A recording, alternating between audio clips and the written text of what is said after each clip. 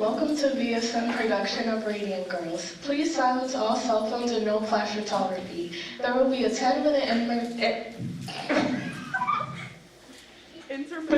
intermission between shows. Exit are located at the front and back of the cafeteria.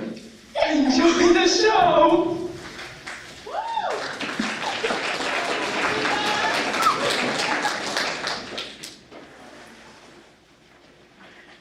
Daylight. All the time. On sunny days, you feel as if you're outside. Just that bright. That surprised you, Grace? It was a factor. I thought it would be dark and dirty. Then why go to work there? I was 15. It was the time I paid my own way. Pay your own way. What about school? I didn't miss it much. I mean, the girls were all so nice. And the work, it wasn't factory work, really. Painting those tiles. We were artists. I'm not the one you should be talking to. Von Sashaki. He's the one you should be talking to. Now, officer, you know he won't talk to us. It was his process. Tell me about that process, officer. You used the powder? We used the powder. The girls mixed it with an adhesive to make the paint. And that business with the brushes, I didn't invent that. That was happening when I got there. But you knew about it. We all knew about it. We just didn't know what it meant.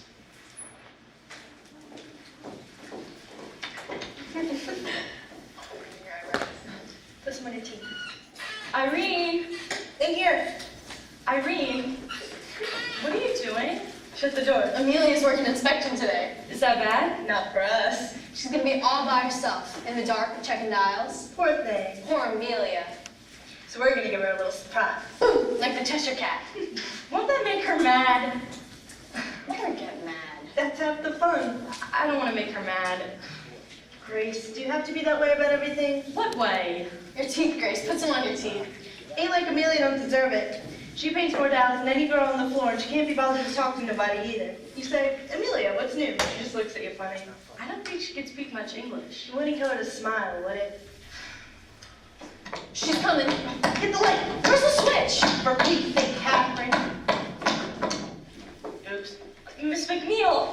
Hey in your faces, have you gone off your minds? It was just a joke. Just a joke. A joke like that could cost a girl her job. Now, Miss McNeil, I'm sure it's not necessary. I don't tolerate no foolishness, Doctor. Ja, foolishness figure, we do not want to do it. Mr. Reader, this is our inspection. All the dials come here that are painted. And here are some of the girls who should be working. Girls, this is Mr. Reader, my new company vice president and your new plant manager.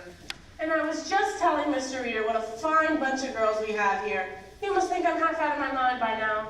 Mr. Reader, but have you some words for the girls? Miss McNeil? Well, girls, this paint you've been playing with, it's very expensive. You realize this? It takes several hundred tons to make a single gram of radium. That's a lot of work. Hard work for the men in the extraction plant. But they do this work gladly. Do you know why they work? What we're all working for? The war? That's right, the war. These dolls you paint save lives, girls. The boys in the field need them to read in the dark. No mistaking what they see. Otherwise, some of those boys won't be coming home. So if we keep playing around, we're playing right into the hands of the Kaiser. And we don't want that now, do we? No, sir. So let's get back to work and leave the tomfoolery to home.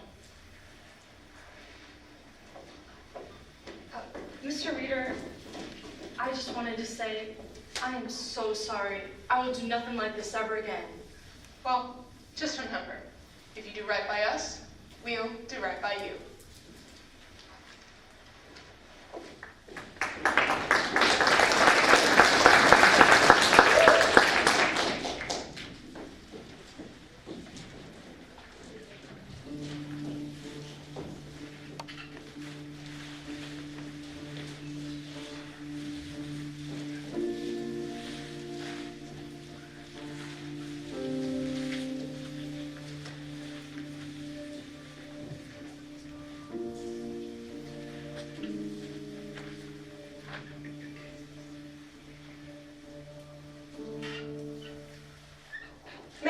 17th, 1921.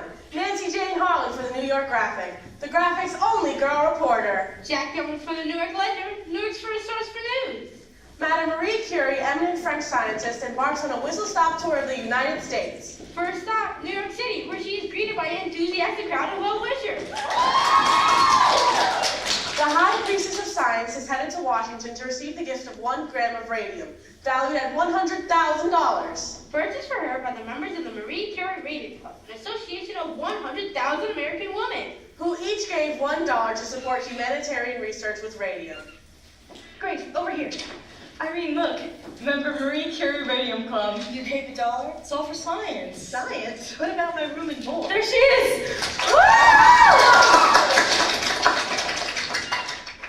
Welcome all, welcome all. I must ask you, ladies and gentlemen of the press, please limit your questions. Madame Curie is about to embark on an exhaustive tour of the country, and she's given strict doctor's orders to rest. Although, in typical fashion of a scientist who can only think of her research, her life's work, she has refused to rest. Madame Curie, what will you do with the radio? What will you do with the radio? I will continue the experiment to find a better treatment for the cancer. Is radium a cure for all cancer? Yes, cure the cancer. That is all. It has already cured all kinds of cancer. But some doctors dispute that. Some say do not agree with the methods, but there is no question. Radium will cure the cancer. Madame Curie. Madame Curie. Madame Curie. Madame Curie. Madame Curie. How have you managed to devote yourself to your science and to your children? It has not been easy. But thankfully, my daughter shares the gratitude for the American woman, for the interest in science and in my work. I am most grateful. Madame Curie. Madame Curie. Madame Curie. Madame Curie. No more questions. Madame Curie is on a tight schedule. Mrs. Andrew Carnegie has sent a car and will escort Dr. Curie personally, as will I, to Washington, where President Harding will present the gift, 1 gram of radium.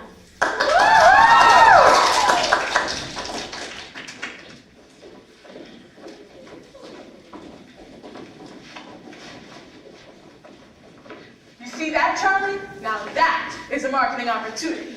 Let's send her one of our watches, courtesy the United States Radium Corporation. We need a press release.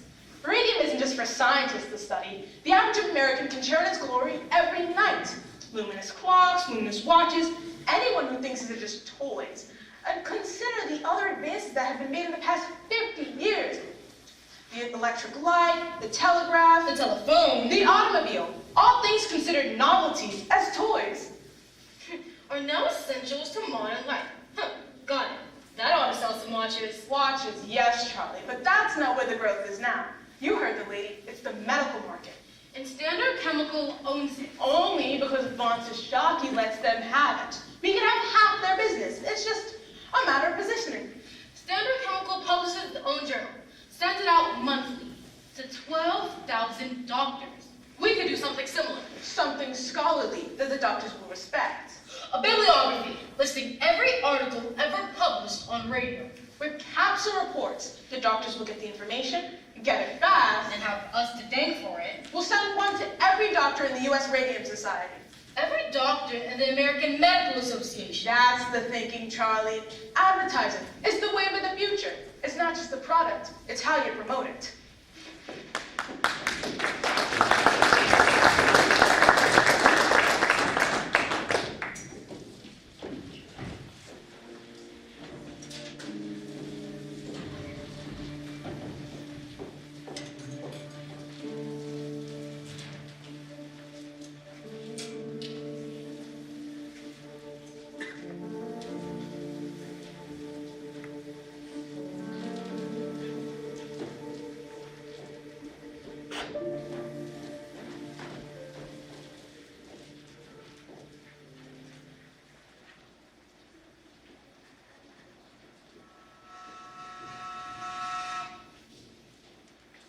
You should have seen it, Grace. The church was all filled with flowers, lilies and carnations and orchids. You know how Amelia loved orchids. Those weren't orchids. They were orchids, Irene. Flags. Orchids. Purple orchids. I know an orchid when I see one. Oh, and that smell. What was that smell like? It was like flowers? No, it was like heaven. I was gonna say it was like heaven. Like heaven. Catherine, it was just a funeral. You make it out like it was some Valentino picture. It wasn't just a funeral. It was Amelia's, and it was beautiful. The church was like the botanical gardens, and the company sent a big spray of flowers, too. Carnations. Mums. Yellow carnations. Those were mums. Well, seemed like a nice service anyhow.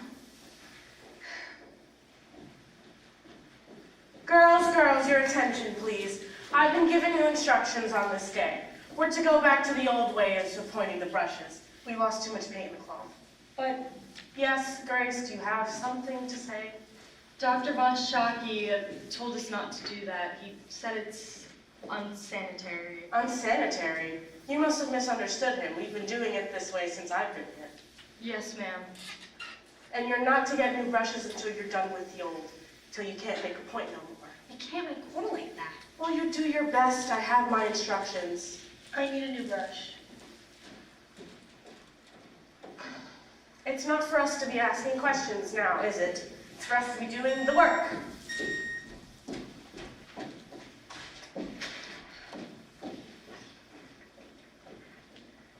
I have my instructions, girls. I have my instructions. Here's an instruction for you, McNeil. Why don't you let some of the starch in your corset? Is she at the service? McNeil, are you kidding? You think she'd cross the street for her own mother?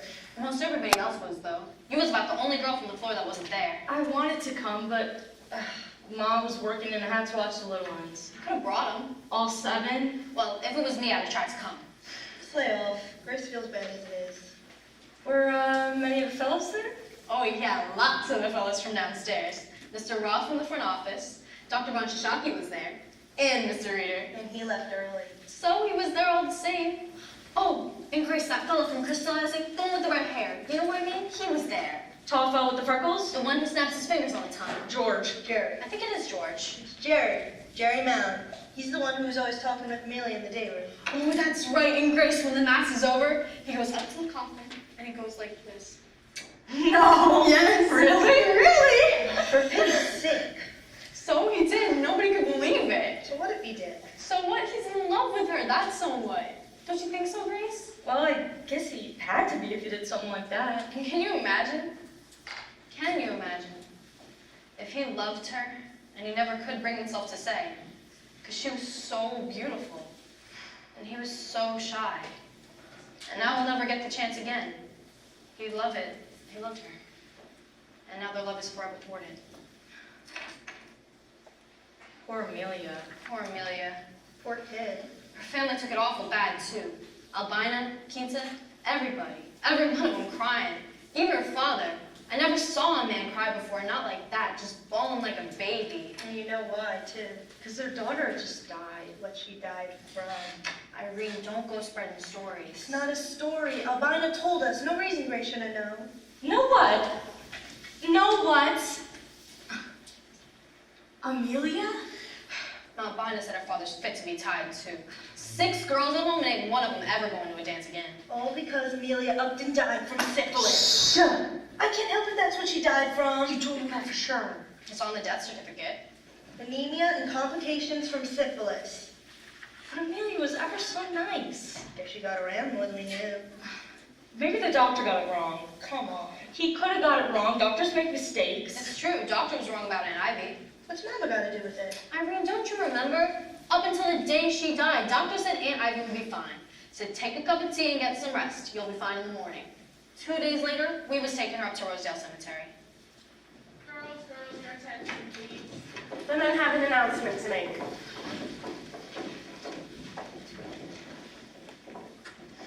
Thank you, Mrs. McNeil. Now, girls, we're here to put a few rumors to rest. And your space will change the job? Yes. As some of you might have heard, Dr. Von Schocke is stepping down, and he wanted to take this opportunity. Mr. Reader has so kindly consented. Some of you act on since you were little girls coming here doing the work, working so hard. 100, 200, some of you 500 a day. So excited to be part of our work here. When this company, I started my own kitchen, I knew I found something miraculous to make life better, easier, and one of my dreams, more and more uses for the radium, more than I can ever dream possible. Thank you, Doctor. Yes, Yes, thank you, doctor. Now, girls, the doctor is a very busy man, so let's wish him the best of luck for his future business ventures. Mr. Reader, let us wish you luck as well to the baby steps as our new company president. Congratulations to you. Thank you, doctor. When you came to us 4 years ago, I saw a man with great enterprise Thank you, and doctor. great ambition. Thank you, Little doctor. did I guess the direction your ambition would take, but one of those things that make this country great is the opportunity it presents to a young man and his friends. And so, girls, And so, ladies, let us wish Mr. Reader in the best of luck in the new direction he intends to take the company. new direction. With the slow debt of displacement and the company moving into the medical market, there's going to be lots of changes, yeah? What the doctor is referring to, some of our larger customers are setting up their own dial painting studios. Which means less work for our girls here. Yes, in the short run, things will be slower here. But the Waterbury Clock Company up in Connecticut is requesting some girls to go up there to help start up the studio. We were planning to make an announcement next week. We'll make it now. Mrs. McNeil?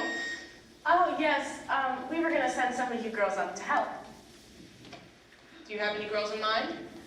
Sarah McCollin for one, Lauren Hill, Sarah Connor, and Catherine Schwab.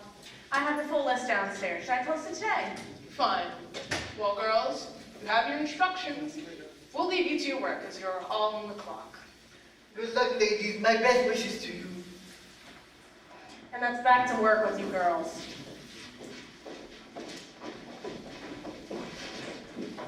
Are you gonna do it, Catherine? Are you gonna take the job? Would you, Grace? Would you go to Connecticut? I don't know, it's awful far from home. Tommy would have a fit. Don't you think it would be fun, though? Irene, don't you think it would be fun? Irene? Irene, honey, you all right? Yeah, why wouldn't I be all right? What? Your mouth is bleeding.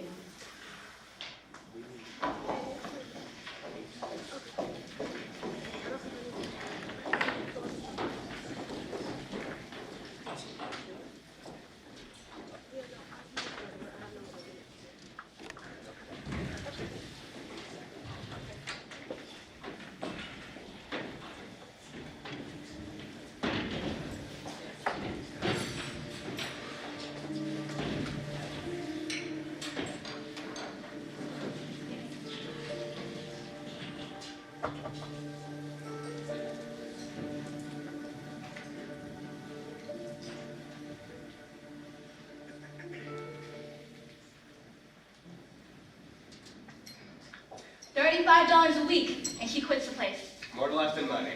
That's what you say when you're young, Tom. But you and Grace get to be my age, with a house full of your kids underfoot.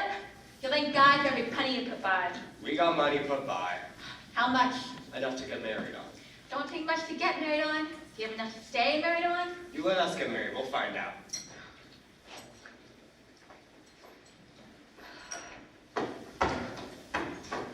Are you still eating, Tommy? It's good. You're gonna get fat. He's got to keep up his strength. He works hard for his money. Mom, please. I didn't say nothing. It's your father who had the roof over it. Kid hit the roof. You should have seen the look on that man's face, Tom, when he found out Grace wasn't working out the Radium plant no more. Most girls give up their IP for a job like that. Easy work, good pay, nice-looking fellas around the plant. You didn't tell me about them, Grace. Weren't that many of them. Hardly seem worth the mention. And she leaves it all up, for reasons unknown. I am tired of it up there, she says. Are you tired of the paycheck, they says? Who needs a paycheck? I got a boyfriend who takes me out Saturdays. She said that? Oh, you know I didn't. And for your information, I got a job. I started the bank on Monday. Oh yeah, the bank. What's it pay? Enough. Enough. Always enough. You know what that means, Tom? They don't make as much as it makes up at the Radium plant. It's office work. Office work. Well, I suppose you'll be spending more money on clothes then.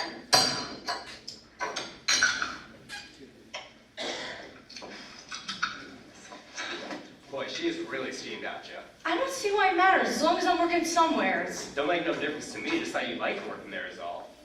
Of course I liked it. I've worked there for 4 years. So, I've been delivering mail for 8 years, another 20 if I'm lucky. You have like steady work and a good pension to help you sleep at night. I don't have a pension. I sleep just fine. I bet you do. So how come you quit, Grace? Work was slow, and besides, since Irene left, it just isn't as much fun anymore. Wouldn't you rather have a girlfriend who works at the bank? Not as much as I'd rather have a wife who don't work anywhere. Oh, close your eyes. I have a surprise. Oh, want me to pull the shades? Not that kind of surprise. Close your eyes. Ready. Open. Wallpaper. For the baby's room. Baby's room? You won't kiss me, you're talking about babies. There's gonna be babies eventually, Tommy. Well, sure, Grace, but most girls get married before they decorate the nursery. Plan ahead for once. Pick one. They're both the same.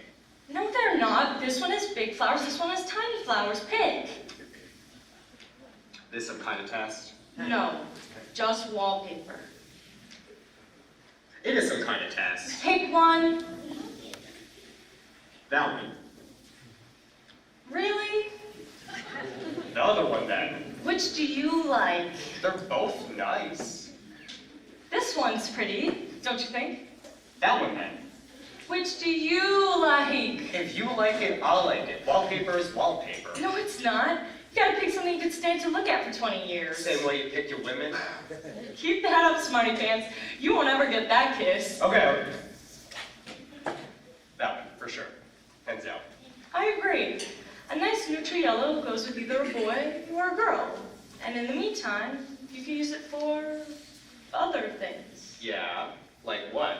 A painting studio, maybe? A painting studio, maybe. Didn't you get enough painting at work? Not the kind I wanted to do, Tommy. I used to paint watercolors at school. Ever since I went to work, I just don't have the time. What with helping Ma and watching the little ones. When we get married, I just want some time. Some time myself, so as I can do watercolors or oils, maybe portraits in oils. I can paint your picture if you like. Well, sure. Paint a big picture of me and put it in the outhouse. All our friends would come around just use the can. But you talk sometimes. Grace, you want to pay wallpaper? Pick wallpaper. I ain't gonna stop you. Once we get married, you'll change your tune. Sure, I'll be whistling Dixie. Wait till you come home one night. One Christmas, maybe. When all the runs on your stop had 3 times the mail. Maybe some dog took after you. And some old lady kept you waiting on her soup, telling you all about her grandkids. And you just don't have the heart to tell her to stop. I know you. So you come home all tired and bothered, and besides, hungry. Want your dinner? And there I am. Wallpaper on the table, an easel in the kitchen, a drop of cloth on the floor, my paints all over the table. What would you say then? Better be a picture of me you're painting. No, I know what you'd say. You'd say, "Where's my dinner, Grace? Where's my dinner?" Well, sure, Grace. Paint all you want, but I'd rather look at it on a full stomach is all. So how did you pick the right wallpaper? I don't know. Maybe we'll go look at stripes. Stripes, polka dots, damn it, Grace, let's just get married already. You're plenty old enough. Tell your mom we ain't waiting anymore. We'll just run off. We're not running off. We're going to do it the right way. A nice church wedding with flowers and music and a week by the seashore. Just us. I promise it'll be worth the wait. Your mouth hurt ya? Yeah, the dentist wants to pull another tooth in the back. Well, what's a tooth?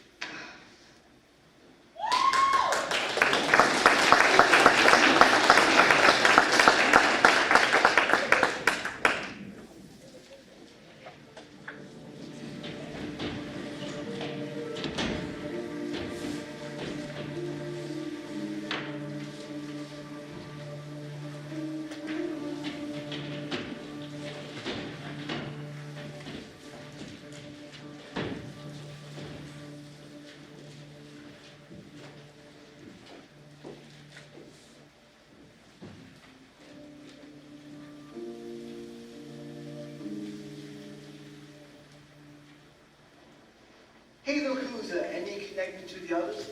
Only by virtue of employment. Except she's got a good lawyer. Knows how to write a good letter anyway. That lawyer. And she no longer works here. Left 6 months ago. This makes 4 now. 3. 4 if you count the magic girl. I wouldn't include her. Why not? She worked here.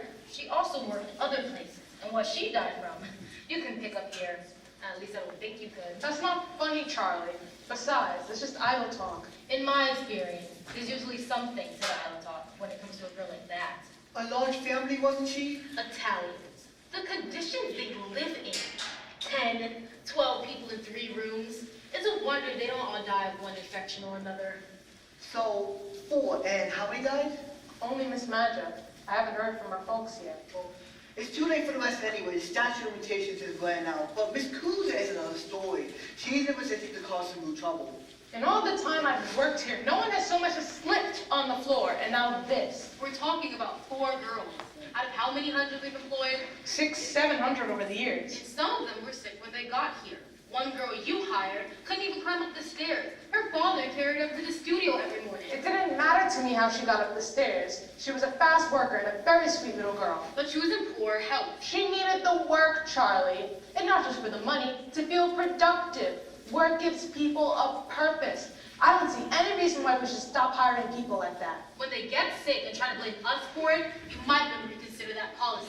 Let's see what Dr. Drinker has to say. Dr. Drinker?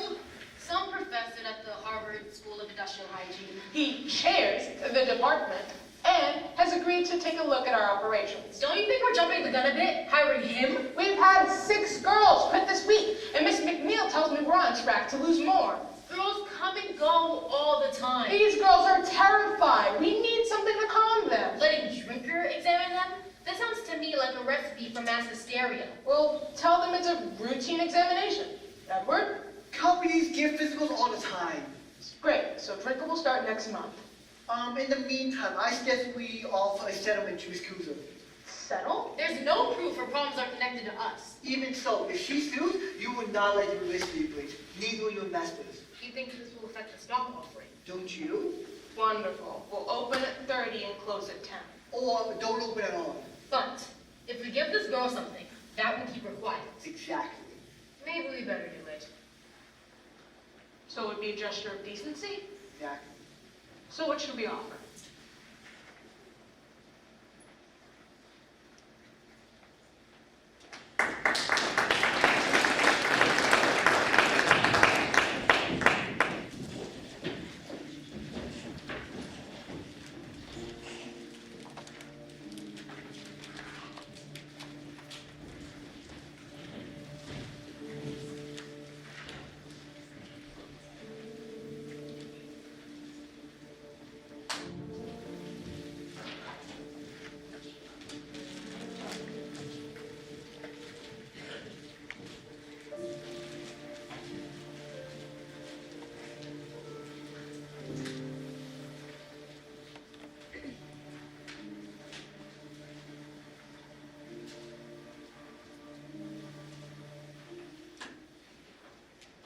March 24th, 1924, Jack Cameron reported for the New York Ledger. Nancy Jane Holland for the New York Graphic, the Graphic's only girl reporter. Could radium water pose a cure for crippling arthritis? Scientific studies suggest a connection. Dateline, Orange, New Jersey. Radium water products offer a miracle cure for crippling arthritis. Some patients reported a significant abatement in their symptoms. Mrs. Jeremy Michaels of the Bronx tells how radium water transformed her life. The pain got so bad I couldn't hardly bend over. While others reported only mild relief. This poor, brave woman couldn't even bend down to kiss her little ones goodnight. And I got 3. Let me tell you, they're a handful. Dr. Harrison Martland, Chief Medical Examiner at Essex County, commented on the study. Preliminary at best. Your recommendations, Dr. Martland? I recommend further study. Further study. Then Mrs. Michaels tried Radithor. They said it would help my rheumatism, so I drank a bottle a day for a month. It wasn't cheap, but I was desperate. The test sample is suspiciously small. Well, first off, it felt like I'd been hit by a bolt of lightning. It was that powerful. Now I drink a bottle a day a week, just to maintain my health. Scrub the kitchen floor and hang laundry, same way I always done. Dr. William J.A. Bailey of Orange, inventor of Radiator, reports strong demand for his product. Dr. William Bailey of Orange announces Radithor sales exceed 100,000 cases worldwide. Radioactivity is one of the most remarkable agents in medical science. I drink Radiator myself, and I can vouch for its power. A bottle a day? At $1 a bottle? Worth every penny. Yes, indeed. I myself was a picture of lethargy before I discovered the amazing, vitalizing qualities of radium water. I'm nearly 50 years old, but I have the energy of a man in his 30s. You rather look like a man in your 30s. Well, thanks. A testament to the tonic's potency? Or it's the stellar's creativity. Great Thor, it is perpetual sunshine and a perpetual money machine for its inventor. Is there no end to what science can do?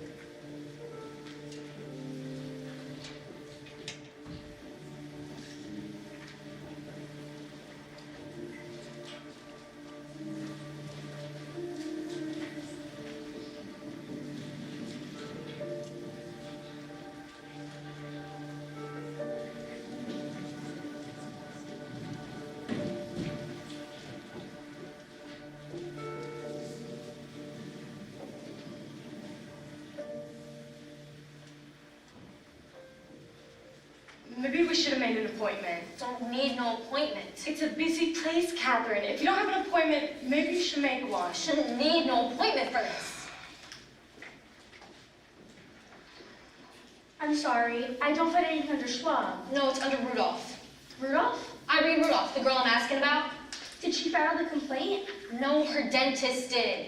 Her dentist? Dr. Neff, Irene's dentist. He said she might have a case of Fossey jaw, and he was going to speak to the health department about it. When I asked him, he said he hadn't heard nothing, and it's been more than 6 months now. Fossey jaw, you said? Yes! Maybe it was like your doctor said. Maybe it was a blood infection. Yeah, but what was it from? That's the thing. Where did she get it? From dirt. You get infections from dirt. From dirt? Her face popped up like a pumpkin. Her jaw burned so bad she couldn't eat nothing. You think you get something like that from a little dirt? You get it from phosphorus. They're telling everybody it's radium in that paint, but it's really phosphorus that makes it glow. Honestly, Catherine, you can't really believe that. I saw her, Grace. Catherine, it was like you said, they never let you work there in the first place. Sure, they just shut the place down. Who's gonna shut it down? I don't know. The county. Honestly, Grace, you are such a ninny. Hey! How are they gonna shut it down if they don't know about it? Did you ever think of that? Now, come on! It's all right. She got no business talking to you that way. She's just upset. Upset? She's gone around the bed. She probably thinks of putting arsenic in the drinking water. Next, it'll be the kidnapping babies and using them to stoke the furnace. Go ahead and laugh all you want. You won't be laughing so hard 6 months from now when it's you coming in here asking after Grace. I'm crying out loud. You wait, Grace. You wait. One morning you'll wake up, your gums hurting so bad you won't be able to stand up. Stop it, So Catherine. weak and sick, you won't be able to open your mouth. Catherine. The face fucked up so fucked up like your face is a pumpkin. Catherine, it's just a toothache. Just a toothache? That's how it started for Irene.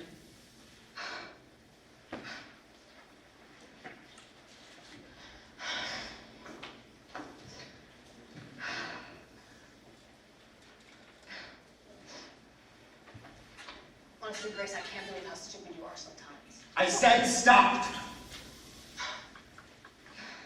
Grace is fine. Right, Grace? Irene Rudolph? That's it. She works at the radium plant? Yes. Nothing. Huh? The company's in full compliance with all state health and labor regulations. They ordered analysis of the paint. Let me see that. Miss, really? Who's Miss Young? That's the health officer, miss. Paint is harmless compound of radium and zinc. As I was saying, the analysis shows there's no phosphorus in the paint. There's no phosphorus anywhere in the plant. There, you see, Catherine? Miss Young toured the plant herself. She found nothing amiss. I'm sorry.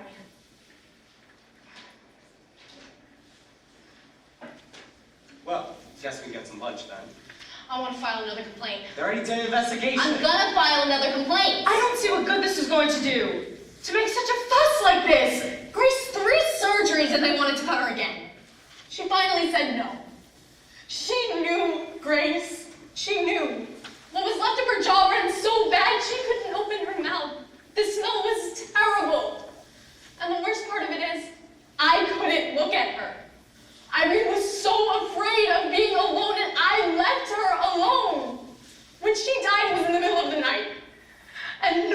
he was with her.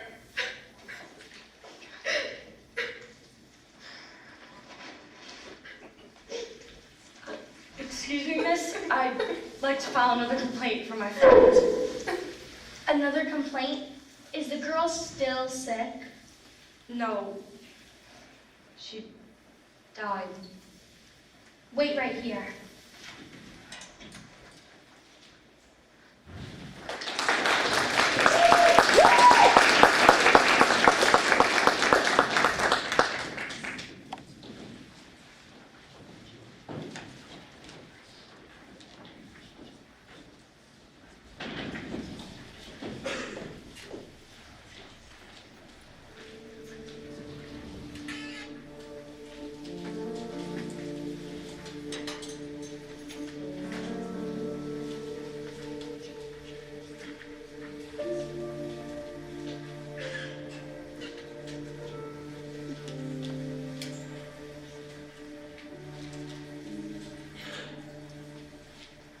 Harriet, come down at once.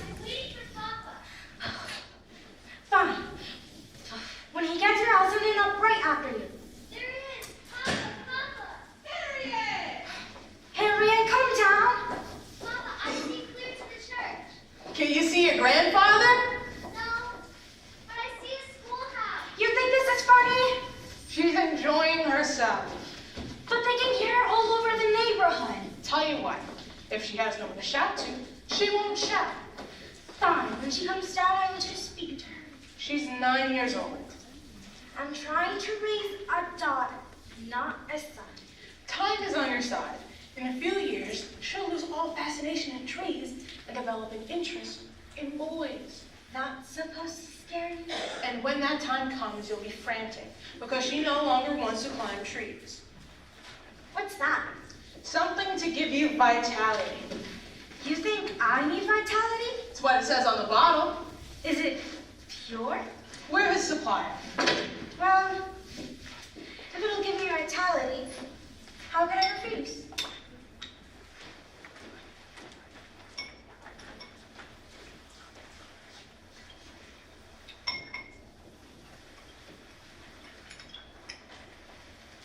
Oh, and your father came by to see me today. Another hard luck case. Yeah, 4 children at home, all under the age of 6. Let me guess. Wife's in the hospital with cancer?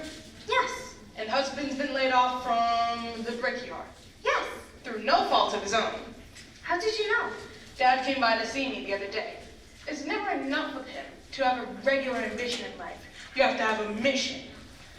And you do? No, I have a business plan. Come on, you can't tell me you would help him if you could. If I could. But I can't give him a job that doesn't exist. What about Dan Lehman? Dan? Can't he use some help? In the laboratory? He needs skilled technicians, not some bricklayer. Besides, doesn't your social club help with things like this? Do you mean the Women's Civics Committee? Right. Well, yes, we do take interest in such cases, but we're not an employment service either. That's why I thought you could help them. You do love being married to the company president. It has its benefits. Ever think of trading it in? Do you? You know, I was getting my shoes shined this morning, and as I watched the boy work, I thought, this is quite the enterprise. The work walks in, the work walks out. No inventories, no investors, no stock price, no budgeting. And you turn it all in for your own shoe shine stand? Fewer headaches that way. What is it? It can't be the market. It went up today. Oh, now you're reading the business paper. I have to keep myself entertained somehow. So, what is it? You're being very strange. Oh, nothing to tell. This is going to be our best year yet. Ah, so it's the prospect of success that disheartens you so much. Let me get my checkbook. What for? Your bricklayer. Hardy, he needs a job, not charity. What is it your father says? A working man needs to work. It wears on his soul not to work. Fine. If it's a matter of his soul, that's different. I'll talk to Dan. Hardy, But I make no promises. no promises. To your health.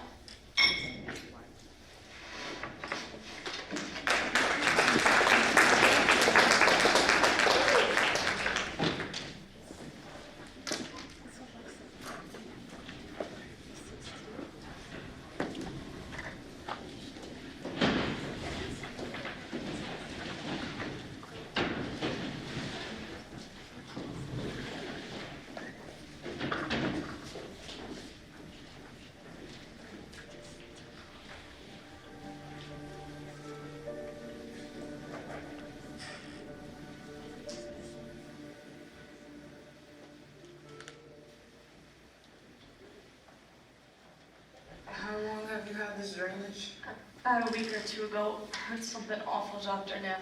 Anything else bothering you? My feet and my back hurt some too. Your back now. You seen your regular doctor? He says it's nerves. Nerves? About my wedding and all. This ain't no case of nerves. Hope you told me that. What do you think? Think you better schedule that surgery. Couldn't we put it off till after my wedding? You don't have that surgery. You won't have no wedding. What? Miss Fryer, I want you to listen to me. Your jawbone is decaying. That's the blood vessels in your gums. It's the bone itself. That's impossible.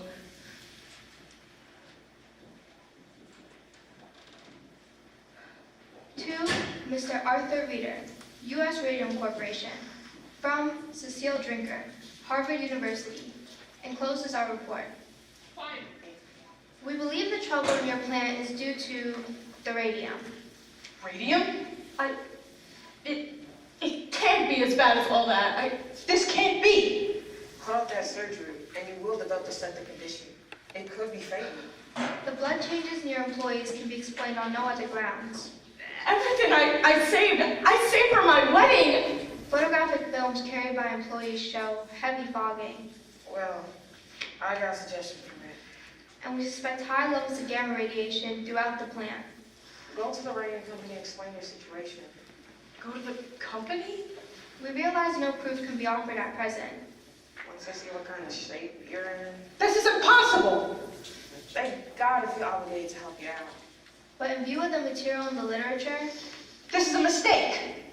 and facts disclosed by our investigation, I don't see how they can refuse. we recommend immediate and drastic remedial action. Look, if you want, I'll write to them for you. They can work for me. Just pay my bills directly. Think they do that? Charlie! They got more obligation, don't you think? Guess so. Great, I'll get some papers. They're wrong. That's it. He has to be wrong. Charlie. He has to be wrong. That's it. He's wrong.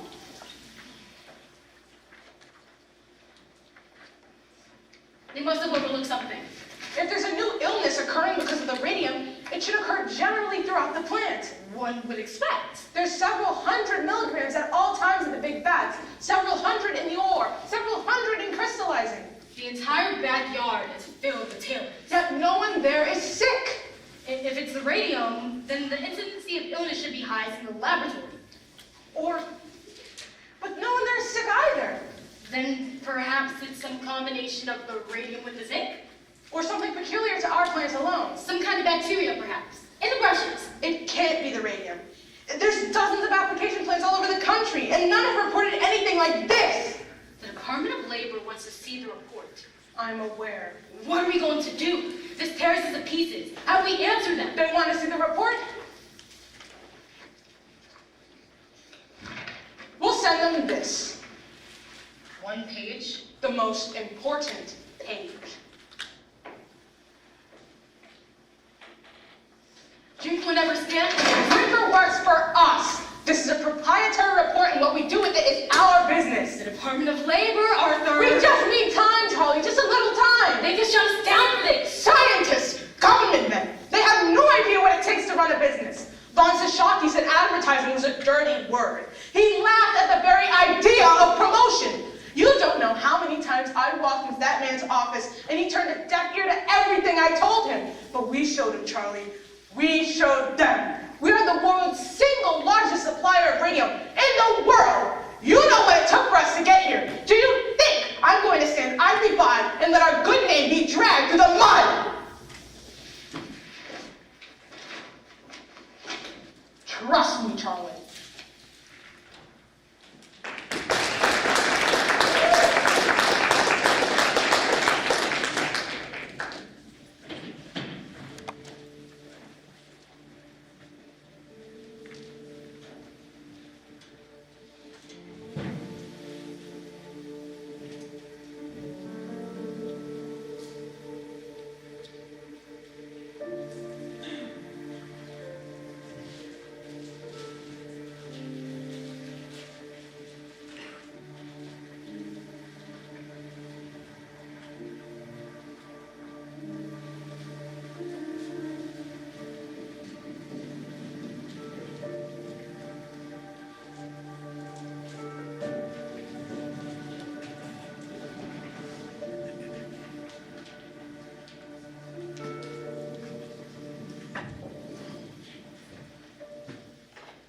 Flynn, it's awful nice of you to come all this way.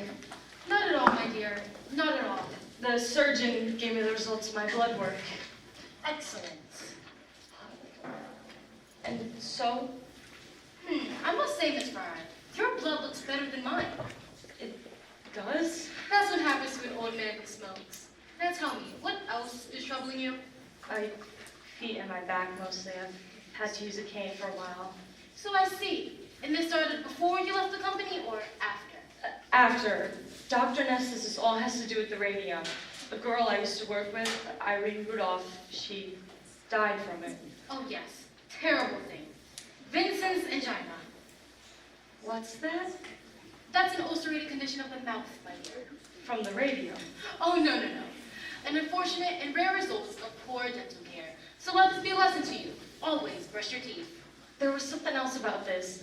In the paper about other girls who got sick. A girl I used to work with, another girl, she's in a hospital in New York. They don't know what to do. They said they never seen anything like it. Miss Frye, don't tell me you pay any attention to the papers. Those stories are not scientific.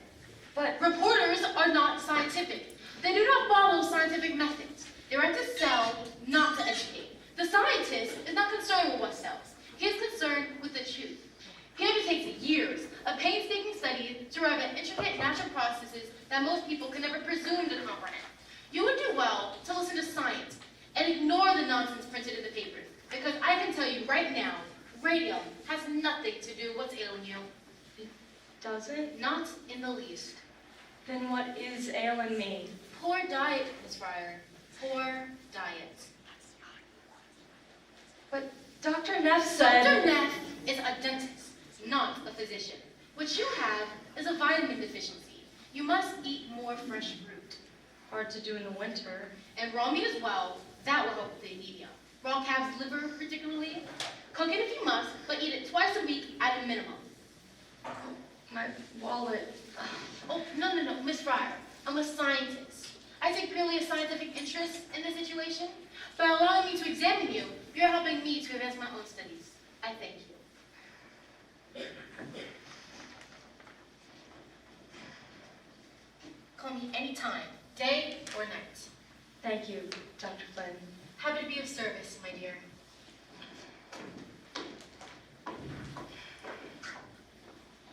Dr. Flynn, PhD, Physiology, University of Columbia.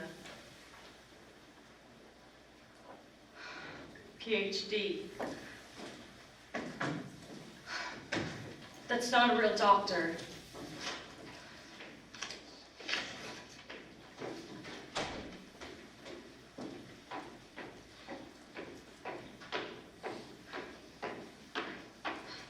My findings, Mr. Reader? He's seen half a dozen girls used to work for the plant. Word I hear, he's working for the company. An objective evaluation, I trust. The source of my funding has no bearing on my research. And I let that fella examine me. I never examined her per se. It was not a medical examination per se. Nevertheless, you were able to offer her some useful advice? I did my best for her. Every girl he sees, it's the same thing. Nothing wrong with you. Your blood is better than mine, he says. And how are you doing on the rest of the report? The animal studies I conducted showed no adverse effects from the radium. The problem, as you suggested, is one of personal hygiene only. I can't believe somebody would just straight out lie to you like that. Nothing surprises me.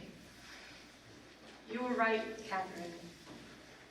These people will say anything, do anything. Except the right thing.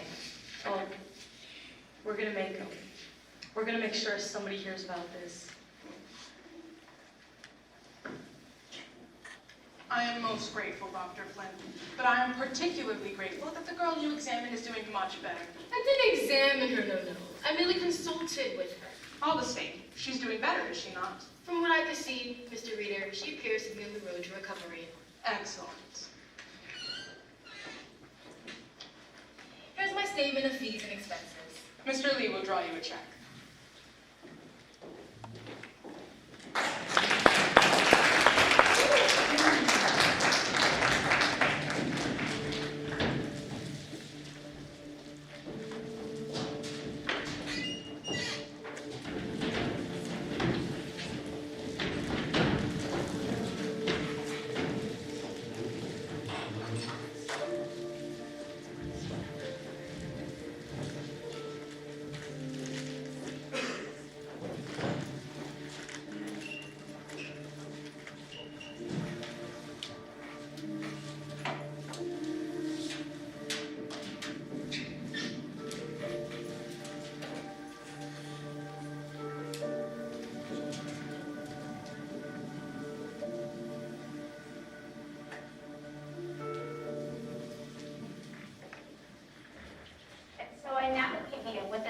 thought, ladies and gentlemen.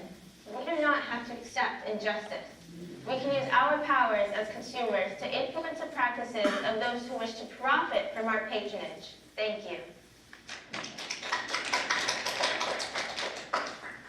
Thank you, Miss Riley, and thanks to the New Jersey's Consumer League for another job well done. This concludes our program for this evening. I don't think we have time for questions, but we hope you can join us next door for some light refreshments. Thank you. Anything? Throat's a little dry. Can I help you, miss? I'm here to see Miss Wiley. You're not a member of the Women's Club. No. Are you a guest of a member? No, but Miss Wiley... Then I'm sure Miss Riley would be happy to see you during her regular business hours. I'm not leaving here till I see Miss Wiley. It's all right, Miss Middleton. It's fine. You must be Miss Pryor. Yes. Miss Young at the health department told me I should stop by, and I know I should have stopped by your office, but I already missed so much work I didn't want to miss no more. No need to apologize. I've been meaning to call you myself. Please, sit down. Me and Catherine, we wrote to the company about our troubles, but we never heard nothing. So I went to go talk to a couple lawyers, and they say they can't do nothing. Something about the law won't allow The them. statute of limitations. Right.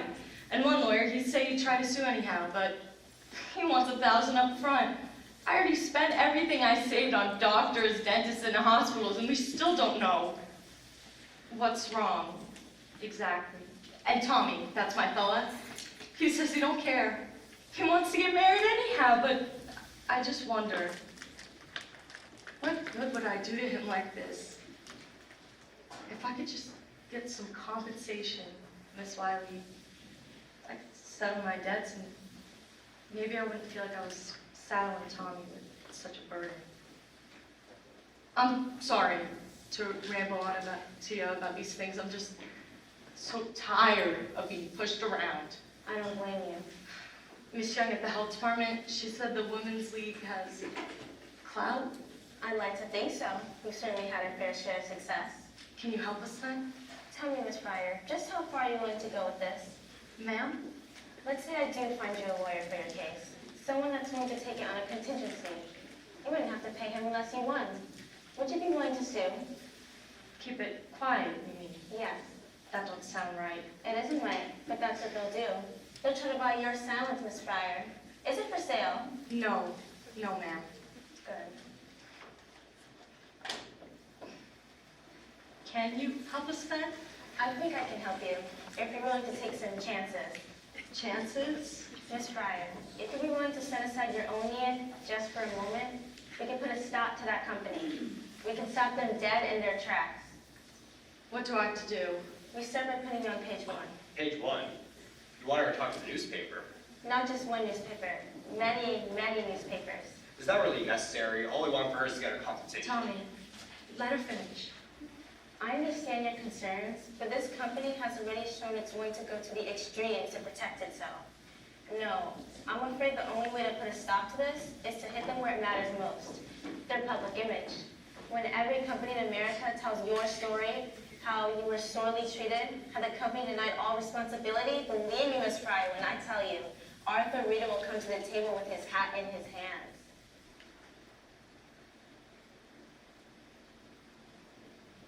All right, Miss Wiley. I know it's a little frightening. It's okay. I'm more angry than I'm scared. Good. You hang on to that anger, Miss Pryor. You're gonna need it. Thank you. Only make sure no one else sees it. Ma'am? Public sympathy, Miss Pryor. That's our strongest weapon. And the public doesn't have much sympathy for an angry woman.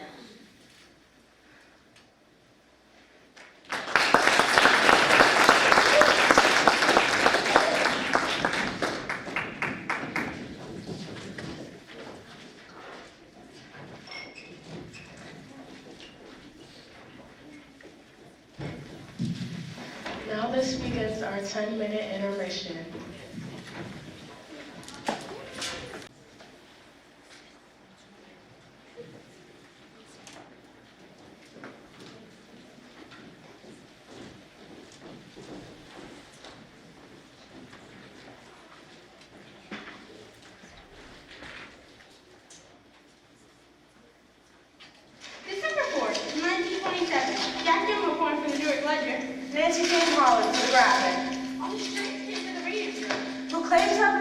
at the hands of their employer. And now take your day in court. $250,000. That's the price tag on their suffering. $250,000. As me, it's all sham. What do you mean? Those girls are very sick. Sick of working, sure. Doctors say the reading girls have only a year to live. Only a year to live and 250 grand to spend. What would you do with that kind of money? What would you do? Tease your last suffering on earth? What would you do with $250,000? I'd buy a larger like Irene Castle. I'd give it all to charity. Then I'd travel around the world first class with all my friends. I play the stock market. I'd buy my wife a fur coat and a diamond the size of New Hampshire. I'd use it to pay off my debts, to pay off the second mortgage on my house, when my dad took off to pay for my last operation.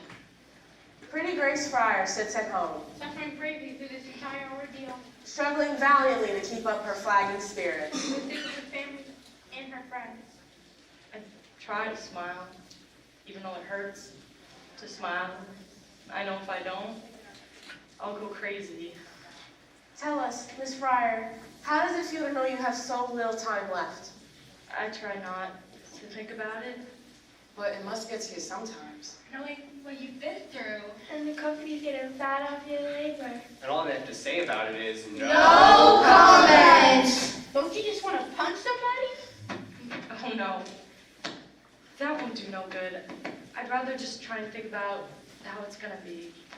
When justice prevails, maybe then I can do something nice for the folks. They never did have no honeymoon. What a valiant display of womanhood. We can only aspire to bear our cross in life as nobly as this young girl.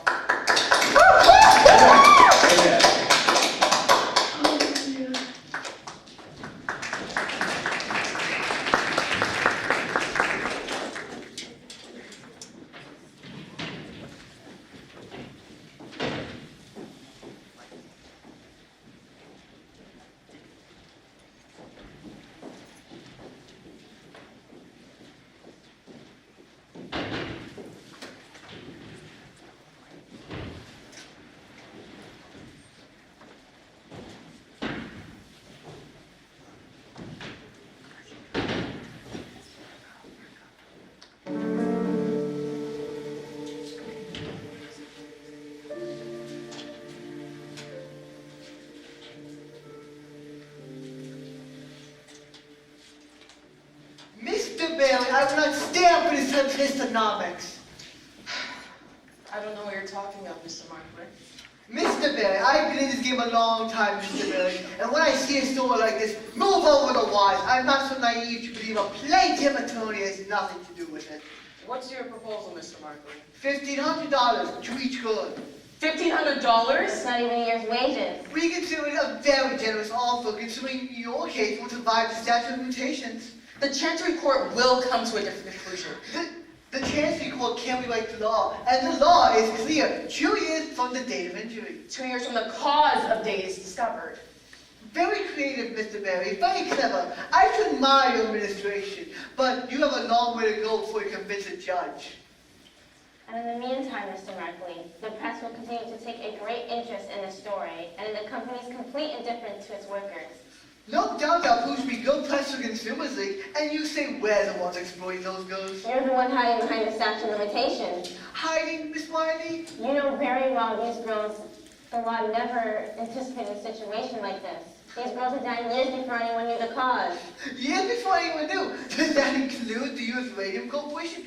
When, or should I say if, this trial goes to court, I only hope that's your opening defense. You will have made our case. I'll see you at the hearing.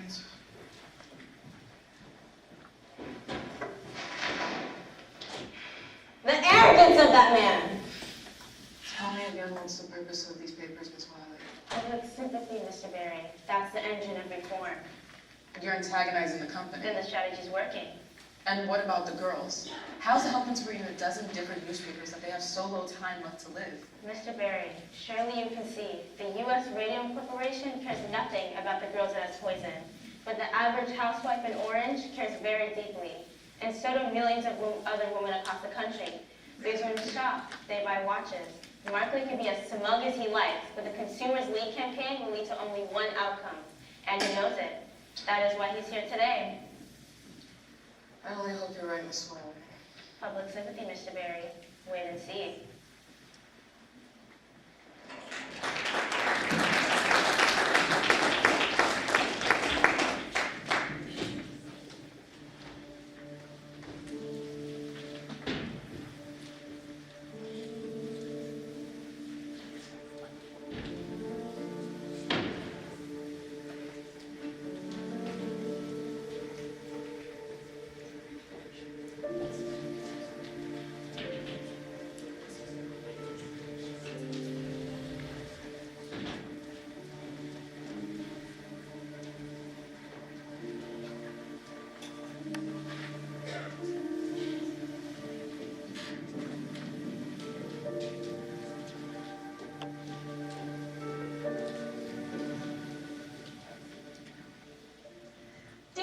Schwab, I read of your sad story in the Boston Globe, and I feel for your plight. It seems in this time of rapid advancement, the well-being of a noble worker is far overlooked. But I'd like to share with you girls the key to my own health at the age of 92. It's called Christian Science.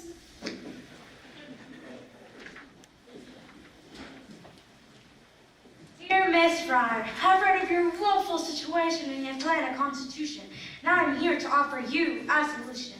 Venexine, a wonder tonic made from all natural ingredients.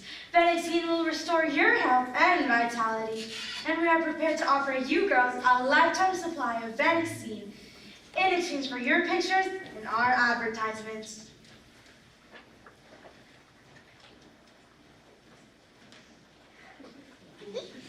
Dear girl, I read about you in the Billings Gazette. I run a 100-headed cattle up here. I do very well by myself. I've been searching for a companion, and I've been longing to offer you a warm, comfortable home for your final hours. A girl like you has suffered so much. Don't you think you deserve some final fleeting hours of happiness? Sincerely, your admirer, Leonard F. Watkins. P.S. Enclosed in my photograph. But Catherine, this man actually sent a picture. You all right? Bleeding again. Shall I go get the nurse? I did this before, it'll stop. Maybe we should go. No, don't go. Don't you need sleep? Who can sleep? I never sleep. Well, you'll sleep tomorrow. Yeah, might not wake up. Of course you'll wake up. Not if it don't go so well. Some folks aren't so lucky. My mother's cousin wanted to get her appendix fixed, and she didn't come out of the hospital again. Well, you just can't think that way, Catherine. I mean, Miss Wiley said all these people would listen to us, and she sure was right. What if we don't win? Of course we'll win. What if we don't? My father will lose his house. We'll be out on the street. You'll be out on the street. You and Tommy won't never get married. How can you stand it, Grace? Please. How can Tom stand it? I will never hear him Catherine, stop. Once the judge hears our testimony, he's gonna rule for us. You really think so? Sure. All he's gotta do is take one good look at us. It'll be over in a day. That'll be something then. To see Mr. Reader's face when we get up on the stand. You wanna read some more letters?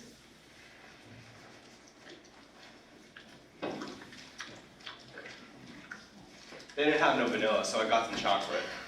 Took you long enough? Hey, don't get on me. I had 6 people stop me in the hallway. 6 of them reporters, and 6 of them asking after you. Waiting for me to die. No one is waiting for you to die. It's true. One of them called my mother, asking if I had died. When she said no, they sounded disappointed. Try to eat a little of this. You'll feel better. Evening, girls. How about a picture? For the love of Mike, what are you doing? Well, the graphic would like some pictures for the girls. Exclusive? What are you talking about? Well, have you heard of Bernard McFadden, perhaps? Ooh, that faith healer? Herbalist, Mr. Creeder, herbalist. Bernard McFadden's patented herbal therapy is just the thing to get these girls back on their feet, and the graphic will pay for it. All we ask is for the rights to the girls' stories from here on out. See for yourself.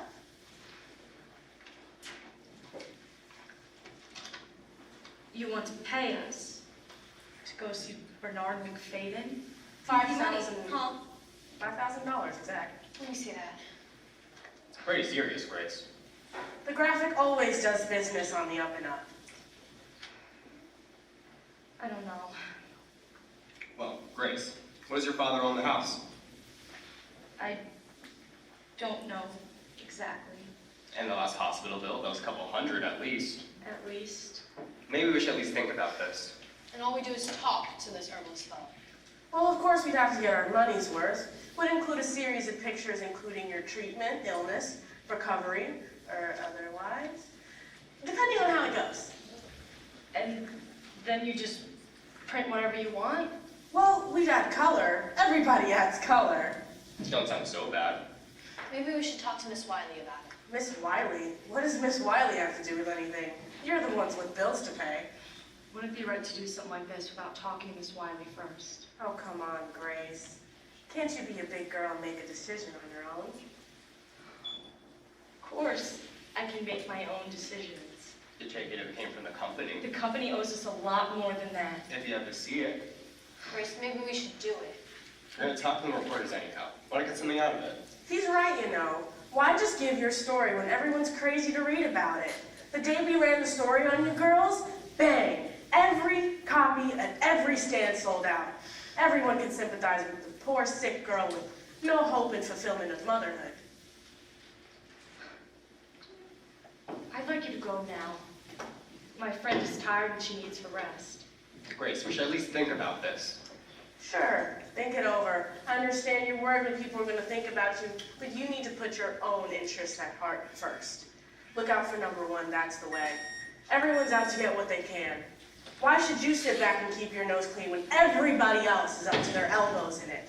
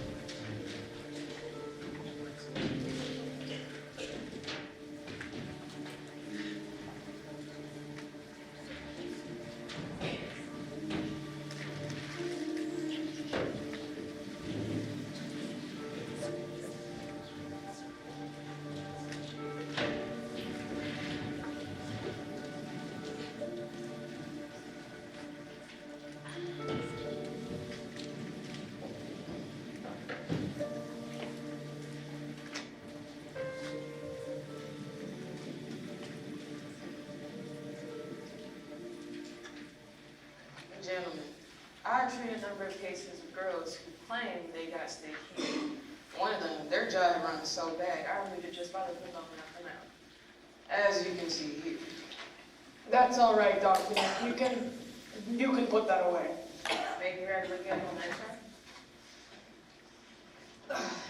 This was an expensive case to treat. I never did get no compensation. The girl died. Her family never paid. I sympathize now, but what has that to do with us? Here's your straight. There's going to be a lot more girls coming in saying they got sick here. So maybe we could do business. I scratch your back, you scratch mine. I don't follow. Suppose you was to give me a list of girls who worked here. I see to there are no more lawsuits. You think you can hear them? I couldn't cure them, no. I'm saying I scratch your back, you scratch mine. How so, Dr. Knapp? I'd examine them for rating the process, and I'll come up with a favorable diagnosis for you. Hire here instead of something else. Quite a few cases will just die a natural death anyway. And the rest, you can put off for a while until the statute of limitations kick in, and it's too late to sue. You persuade them they ain't got a case against the company. Exactly. And if they come to court, I could testify with some other problem, and it'd be a strong testimony coming from the dentist who treated them. How are you so sure these girls will come to you? They'll come to and file a charge of nothing. Because we'd be paying you? Exactly right. We understand each other, Mr. Reader. What exactly are you asking for, Dr. Neff? I need $10,000. For my trouble so far, and for every girl I agreed to visit from here on out. $2 every visit, plus expenses for that case. I'm suggesting a gentleman's agreement here. Better off with non-writing. No. All right, let's put him right. We'll do nothing of the kind. Your proposal is immoral and will have nothing to do with it. Immoral? You're fine once you speak about morals. Mr. Lee. When you have your own hired guns ready to testify. Those were expert witnesses. Expert witnesses, more like paid lackeys. And none of got the dirt I've got. Believe me, if you're smart, you'll play ball with me. There are plenty of other people interested in the information. You're threatening me.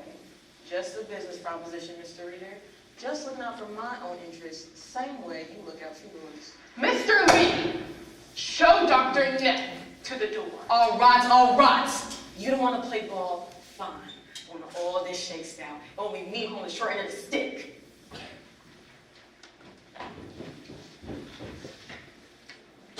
Gentlemen, I want you all to make statements on what happened here this morning. Then we'll send them to the State Dental Society. Dr. Neff will see who's playing ball and who isn't. An excellent idea. I don't know. Perhaps we shouldn't be so quick to dismiss Neff's proposal. What do you mean? We're in a very bad situation here, Mr. Reader. That's true. Mr. Lee says you're having trouble getting girls to work here. Yes, and we've lost some contracts because of it, And it's only getting worse. The papers are full of stories about those girls. making them out to be saints. What defense can we put out? Under the say we'll try our case in court. And in the court of public opinion, we've already lost. Perhaps we should reconsider. It certainly wouldn't hurt to have a testimony from the dentist who treated those girls. Neff could be very helpful to us. We should retain him Retain him as what? An extortionist? as an expert. Like Dr. Flynn. Dr. Flynn is a respected doctor. Neff is a neighborhood dentist. But Dr. Flynn treated some of those girls, didn't he? He didn't treat them, he consulted with them. He dispense medical advice, Arthur. It wasn't medical advice. It was an expert's opinion, a scientific opinion. How about this? We retain Neff, but we don't put him on the stand just so we keep him from testifying for the woman. That's the most important thing. Yes, I agree. That is the most important thing. Would you agree to something like this, Mr. Reader? Mr. Reader? Mr. Reader? Edward, we can't possibly do this. We can't get into bed with a man like Neff. Officer's right. We do not want to do business with Neff. We need to take steps. He could hurt us. Neff has already given us everything we need. New evidence. This is on grounds for postponement.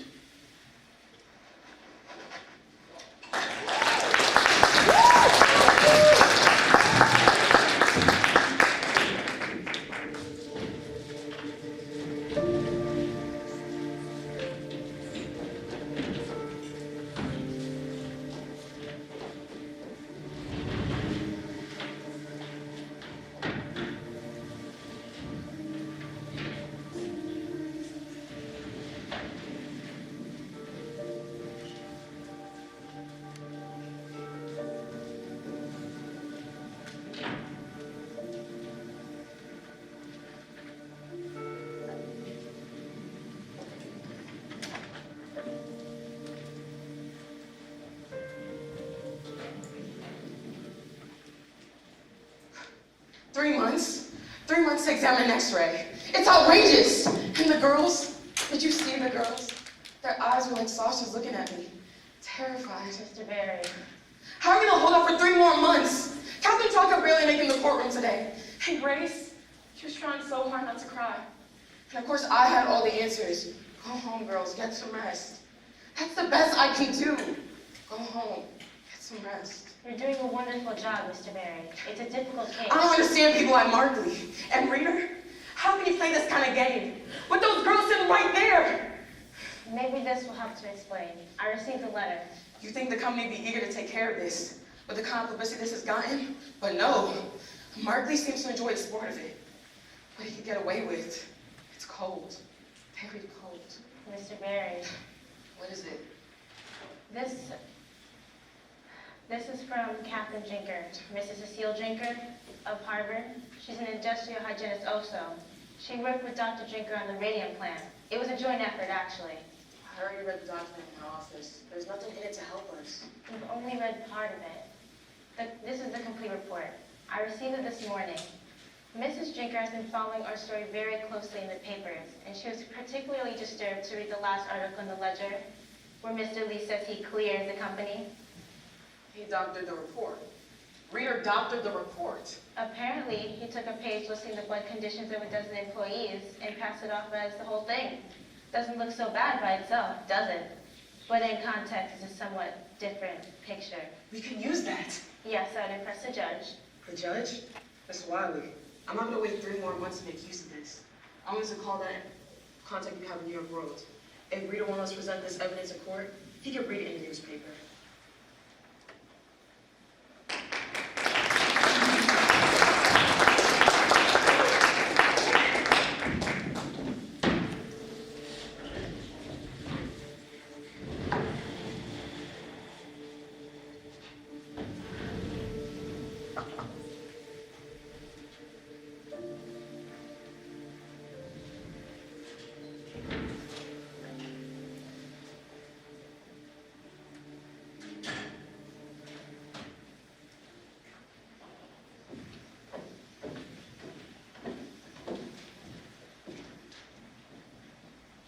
January 12th, 1928. Jack Young reporting for the Newark Ledger.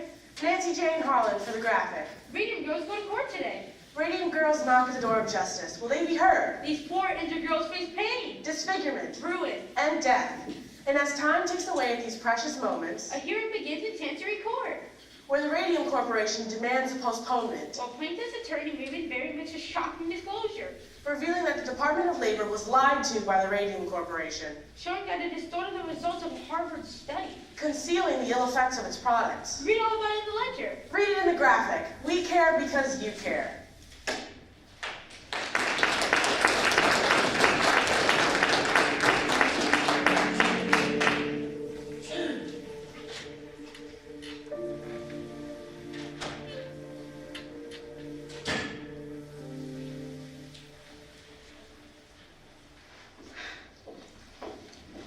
Very bad. You didn't read it? I make a point not to these days. I wish other people would do the same. Miss Mitchell from across the street. She walked right past me this morning. Didn't say a word. And the woman at the market and the greengrocer. The way they glanced at each other. And at the club today, Miss Middleton and the other ladies. The whispers. Why don't you put that on? Read the journal instead. I And saw your someone at the club had the nerve to say, "Is it true?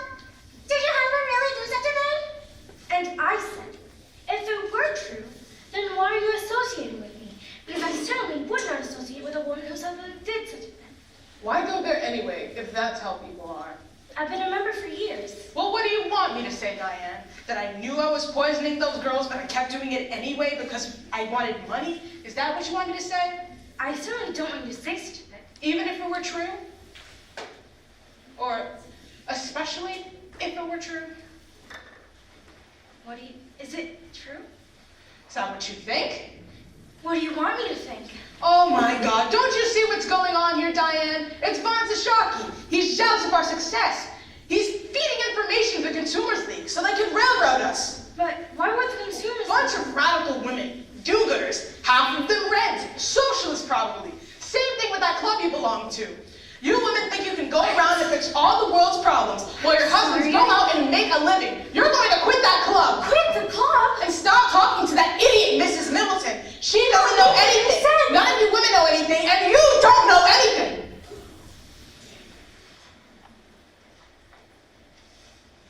Did you lie to the Department of Labor? What? Did you lie? I didn't lie. I just didn't agree with Drinker's results. Arthur. I have a fiduciary duty to the company.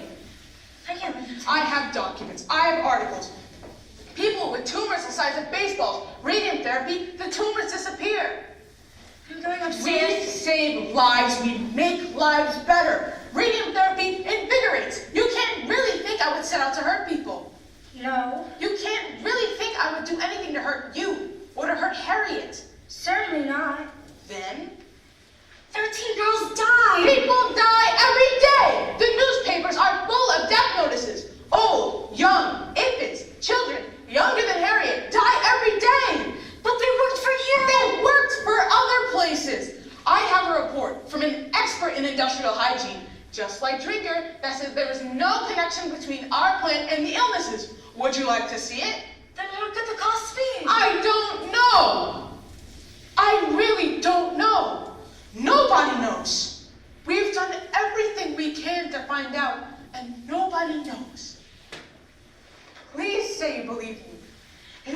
believe me, there's no point to any of this. Artie. Remember that day I told my father I wasn't going into the church? What you said that day? Yeah. Now you can do as much good in a boardroom as you can in a church. He was such an icon, and I was such a scared little kid. Without you, I don't think I would have been able to stand up to him. You would have. I know you would. And ever since that day, he's been looking for signs that my soul is lost. You don't think that, do you? That my soul is lost? You're a good man, Artie. We save lives, Diane. You save lives. Everything I do, all of it. It's always been for you, and it always has been. You know that, right? I know. Please don't let that be another reporter. Don't open that. Arthur! Is that Mr. Lee? For God's sakes, Charlie! I just got off the telephone with someone from the Ledger. This couldn't have waited until morning? I'm sorry. Good evening. Mr. Lee. It's Dr. Lehman. Dan? He's dead, Arthur. That's impossible. I saw him just last week. He died this morning. But they were just here a month ago for cards. Marlin's already done the autopsy. He's saying it was severe anemia. He's blaming the radium. The Ledger's gonna run it on page 1. I told the reporter we would issue a statement at 8 o'clock. That's when he needs it by. So it can run tomorrow. When are the services? Sorry? The services. I don't know. We'll send flowers. Diane? Of course. I'll call Louise. That's right. I should go over and see her. Oh, poor Louise. We should go see her right away. I wouldn't do that. Why or not? She's planning to sue. Louise? The reporter from the Ledger told me she's filing for a wrongful death action. I've worked up a statement. Company chemist of 8 years, always in poor health, recently in decline. But Dan was never sickly.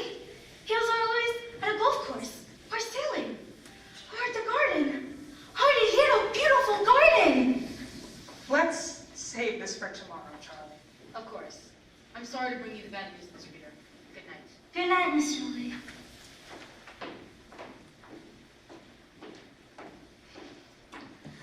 Charlie can be a bit excessive at times. We have to say something. I don't know what, but we have to say something. The shareholders expect it. You needn't explain. Sometimes it's necessary. No, it's all right. And we'll get rid of this right away. Just have a case under the sink. And we'll get rid of that too. We'll have no more of it in the house. I'll do it. Diane, I'm too far in to quit. I really didn't expect you to.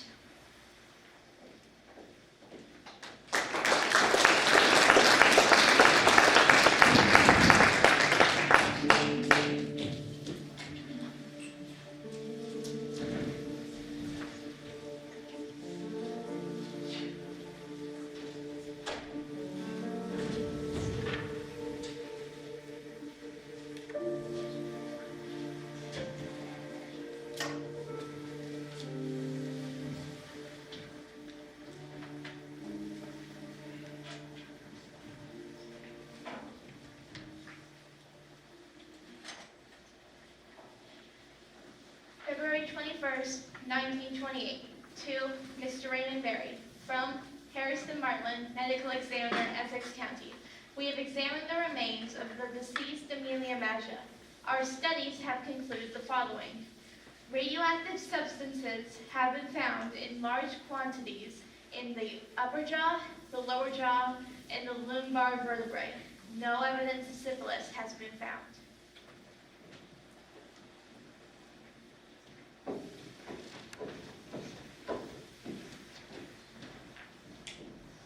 Body is radioactive? Bones of dead girl kick off gamma rays. Captain Wiley of Consumers League declares new evidence shows company lies. Dr. Joseph Knapp, a newer dentist who treated Amelia, has turned over a portion of the jawbone that he removed from her mouth. This X-ray film shows the jawbone is still radioactive 5 years after the girls have died. Will this make your case? Will this force a settlement? Make our case? No, this gentleman will make our case. Last night, in a graphic exclusive, the founder of the Radium Corporation broke his long silence with this shocking announcement. Radium is the most dangerous substance of the man. Doctor, is it true that you assisted in the autopsy? Yeah, given my expertise in radium extraction, I was able to determine this matter involves enough radium to kill 10 people. What does this have to say for mild radium therapy? Do you now advise against it? Radium is the cause of death for these poor girls and should be considered the most dangerous substance. Do you agree with the doctor's prognosis that the Radium girls only have a year to live? From what I have seen, they'll be lucky to last that long.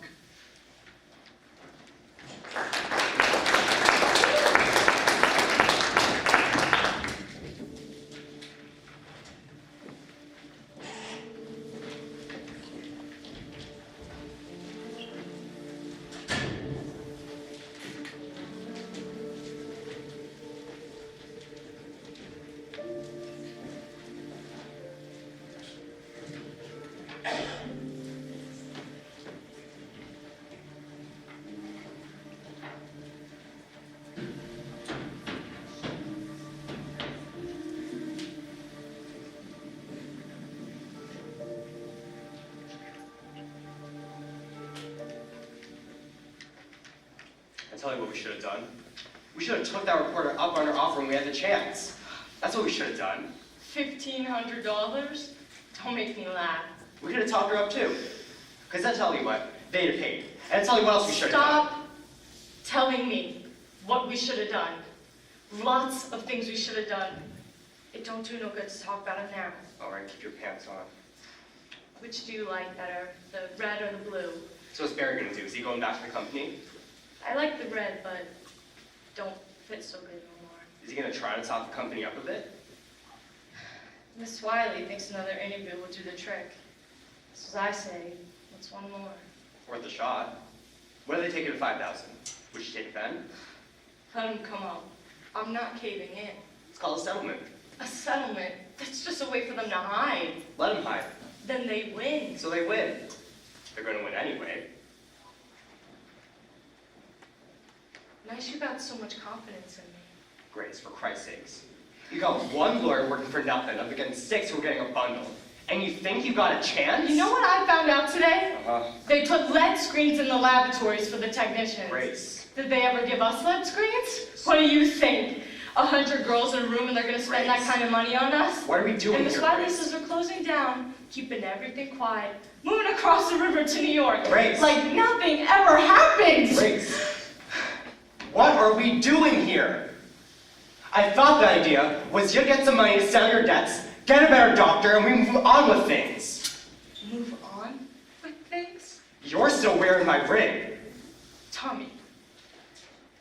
Grace, there's a house for sale in my brother's neighborhood. 2 rooms up, 2 rooms down. It's not much, but it's a start. It's even got that flower wallpaper you won't shut up about. And it's 3 blocks from the school. School. What do we need with the school? Plan ahead for once. Tommy, what did you think was gonna happen after all this is over? Did you think everything was just gonna go back to the way things were? Why wouldn't it? I gotta go see the surgeon again. I have fluid that he's gotta drain. Okay. And he says there'll be more. So and you then deal with still it when it more. comes! Why can't you see that? How can you talk about getting married and buying a house when you know there's nothing? Grace, I can't think about that right now. I want to come home to you at night, my wife, my home. I'm too old to be living this in-between life. I promise, Grace. I'll do anything to make it easy for you. I promise.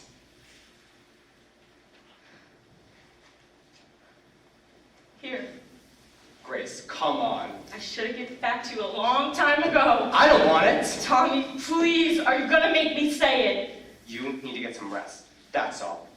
You're not getting any sleep. Tommy, I'll see you tomorrow. please. Tommy, don't do this to me. Get some rest. Tommy, please. Tommy! Tommy!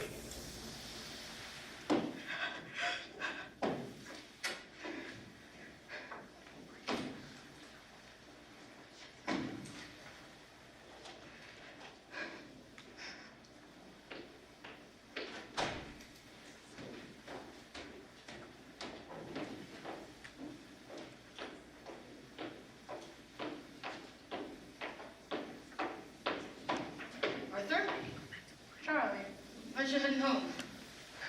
Charlie, I think we should settle this case. I think we should come up with a reasonable offer to make these girls. No, Arthur, we agreed. We need a definitive victory, otherwise we invite more of the same nonsense. Things have changed.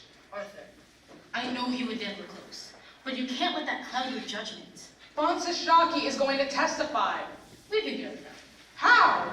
Put more money in his pocket? Oh, now you're gonna bribe him. Not bribe, consideration. Consideration. For an expert witness. Whatever Barry is paying him will make a better offer. You don't understand guilt, do you, Charlie?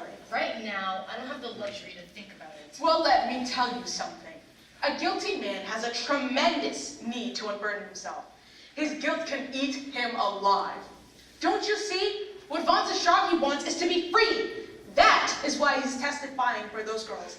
That is why he will never testify for us, no matter how much consideration you offer.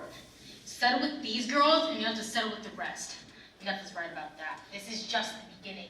Tell Markley to get in touch with Barry. Get a conversation going. Come up with an offer to make these girls. Arthur, for God's sakes, what are you trying to do to me? You want to wipe me out? We need to get this off the table. Every penny I put in the company for the last 7 years. Why? Because of you. Because you said it was a sure thing. No, why work for Bonsashaki when we could work for ourselves? Remember that one? Take a chance, Charlie. Take a chance. We were fooled! Bonsashaki fooled us all. The best we can do now is to try and clean it up.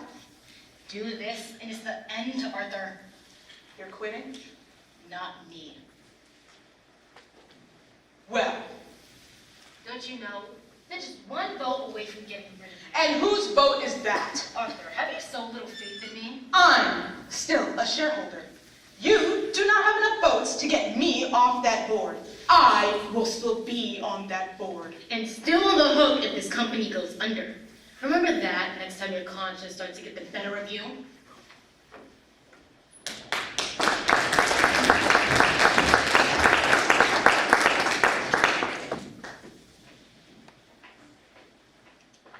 To Raymond Berry, attorney at law, from Edward Markley, counsel, U.S. Radium.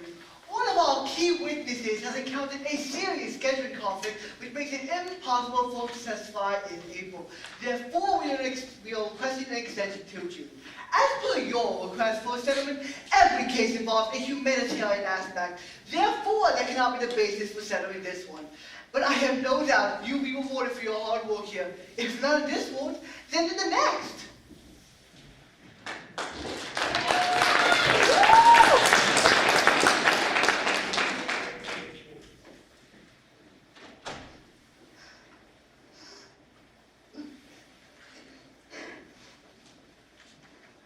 Tommy, please. Guys, it's time. Madam Curie? It's time for work. Am I late? I thought I'd set the alarm. We have $5,000 to pay before breakfast. It's all for the work. Please, I'm so tired. No complaining. Good soldiers don't complain. But I'm dying. Who isn't? Get up, Grace! Irene! Get up, sleepyhead. We'll never make court like this. It's not fair. I'm only 26. I should have a house, get married, kids. We all have to sacrifice something sometimes. I know I did. But why?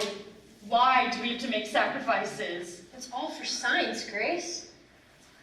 Science, family, they are all used for something. You just have to choose for which. I didn't choose. I didn't get to choose. Sure you did, Grace. Sure you did. Catherine, don't! Catherine! Now look what you've done, Grace. She's bleeding all over the dials. I'm sorry. I shouldn't have said anything. What's the problem? What's one more dead doll painter?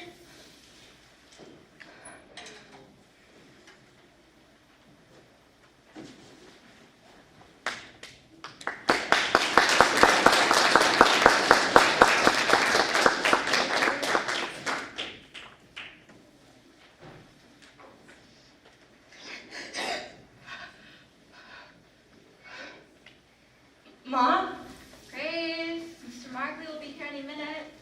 Mr. Markley? Yes, he's coming by with the papers for you to sign. Did you fall asleep? Did Miss Wiley come by? Miss Wiley? About Catherine. She said she might stop by, did she? She might have. Don't you know? I think someone came to the door a while ago. I think your brother answered it. Look, Grace, you gotta get ready. They took Catherine back to the hospital last night. I know, dear, I know. After you talk to Mr. Markley, we'll go over there and see how she is. Now put a comb in that hair. I dreamt she died. Grace, don't speak such things. If she dies, it's all over. We are 3 months behind on the mortgage, Grace. I know. You can't let this go on. $1,500? That's not even a year's wages. It's better than nothing, ain't it? Better than nothing? Is that all I'm worth? Of course not, sweetheart. We gotta be realistic. At the rate these things are going, you'll never get inside that courtroom. And even if you do, you can't prove nothing. Mr. Barry thinks we can. Mr. Barry isn't paying the bills. There's the coal man, the bank, and the doctors. We can't expect folks to treat us like charity just because you're sick. I'm not asking for charity. I just want what's owed to me. If Catherine decided to take the company's offer, would you hold it against her? No, you wouldn't. Now we're gonna take whatever they give us. We're gonna pay the bill and the mortgage, whatever's left. You and Tommy can have a little something to get you started. There's nothing to start, Ma. Why do you have to be so hard on Tommy? Ma, please. Can't you see? He just can't face the idea of you not being with us. I have to face it. Why can't he? Grace, do something with your hair.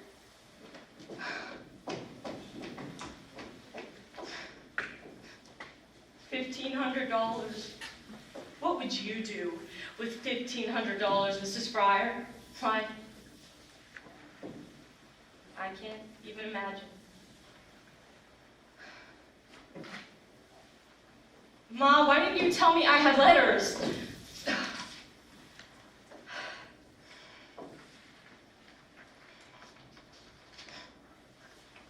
New Mexico. They just keep writing. Miss Wiley. Ma, Miss Wiley was here. Why didn't you tell me Miss Wiley was here? Ma! Miss Fryer! Edward Markley. Ma said you bought the papers? Yes, the terms we spelled out in our letter. $1,500 to you. I can check right here, all I need is your signature. Grace, Mr. Markley is a very busy man. I don't mind. If you would like, I can leave it here and come back tomorrow. No, we'll do this now. What is hold harmless? Means hold the company harmless of any further actions. No more lawsuits. Correct. This is just for me or anybody in my family. The whole family, it precludes a wrongful death action. Need a pen? This is a confidential settlement. Yes. You didn't say nothing about it being confidential. Most legal settlements are. We let you protect our privacy and yours. We say nothing about the terms in the settlement, neither do you. That seems fair. Would you like a pen now? I have another question. What's contributory negligence? It's not in that one. It's in the ones you filed when we did the lawsuit. It said the company wasn't liable due to the statute of limitations and contributory negligence. I'm not sure what you're asking, Miss Fryer. It means it's our fault, It's don't it? It's a standard defense. How can I take this? Mr. Markley, I'll take the papers. Maybe he could just answer the question. Why are you doing this? Why didn't you tell me Miss Wiley was here? You already made up your mind. You only try and confuse you. What did she say about Catherine? Mr. Markley, Grace will sign these Mom, later. what did she say about Catherine? She said it told them good. Perhaps I should come back later? I have another question, and I'd really like an answer. Because let me tell you, I could squat 15. I went to work in your factory because my parents needed the money. At your factory, they told us what to do, when to do it, how to do it. My parents didn't raise me to make no fuss, so I didn't. How can you get contributory negligence out of that? As I said, Miss Fly, it's a standard defense. There's nothing standard about what happened to me. We deeply regret your situation, but there is no evidence that ties your condition to any action by the U.S. Radium Corporation. And why are you giving me this money? It's a humanitarian gesture. Humanitarian? Month after month you put us off. Delay after delay, knowing how sick we were, how tired and desperate. You're waiting for us to die. Months, one by one, I watched my friends die in the most horrific ways. And you think I should be grateful for any spare change they throw at me? Miss Fire, this is a very generous offer under the circumstances, and we advise you to take it because it won't be on the table for long. What do you mean? If Mrs. Fire does not sign for 24 hours, we'll be forced to rescind the offer permanently. Grace, he's lying. I beg your pardon, miss! You're telling me if I don't come and sign these papers, but I decide later I will, you'd still rather go to court? You'd still rather the judge take a good look at me and bet I won't win on sympathy alone? 24 hours? You're just trying to bully me. Very well, then.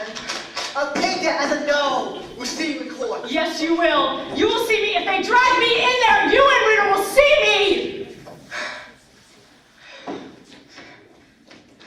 You call that man back. I'm going to court. Why?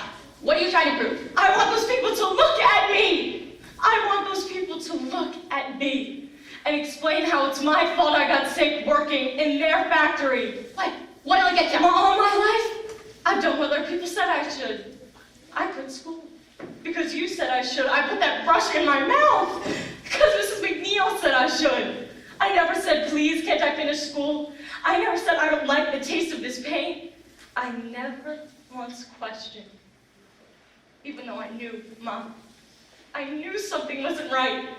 At night, I'd lie in bed and I'd see my dress hanging on the back of the closet door, all aglow.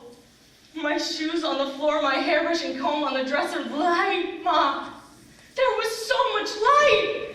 And I never once questioned, I never once asked. Don't you see? That's what they were counting on.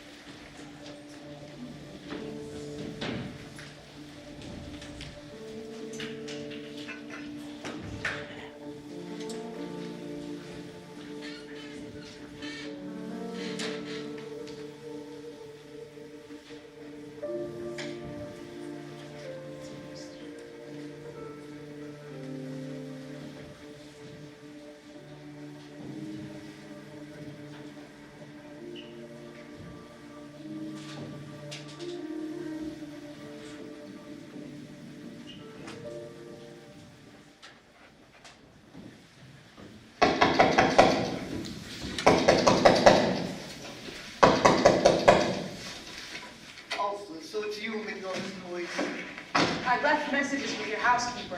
I know you got the messages. As we are no longer in business, I thought it best not to answer.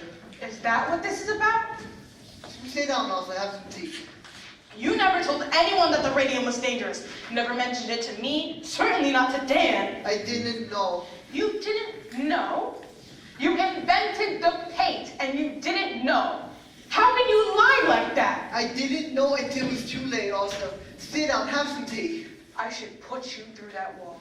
Perhaps you should, but you will not. You will sit down, you will calm yourself, and you will have some tea. I was never the technical man. You were the technical man. Yeah, I was the technical man. Sit down! I was a salesman, for Christ's sake. I sold watches. Yeah, a very good one at that. Very good head for the business you had. Not very good head for the technical. You can cut costs without losing the quality. That's a gift also.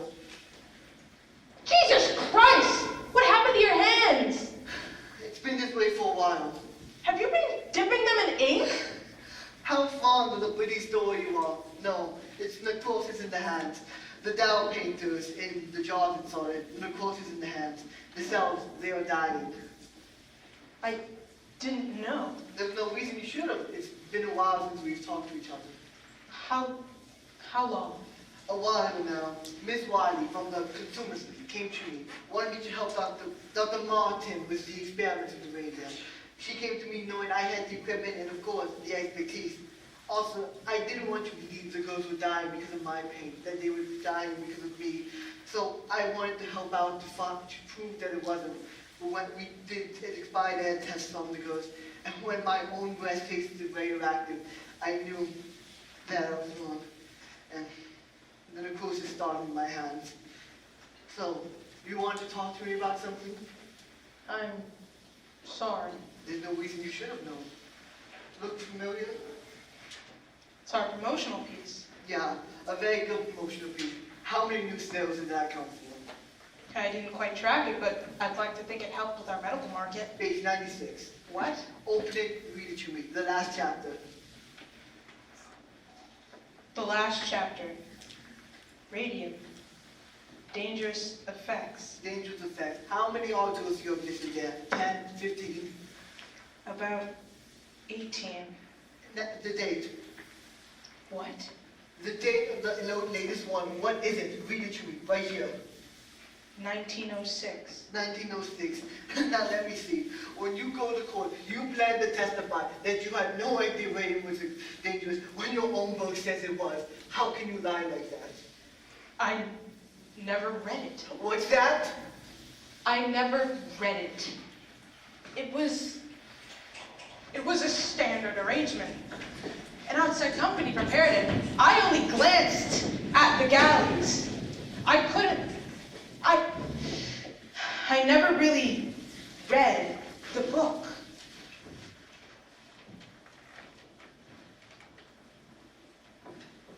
How do you mean you never read the book? It was a standard arrangement.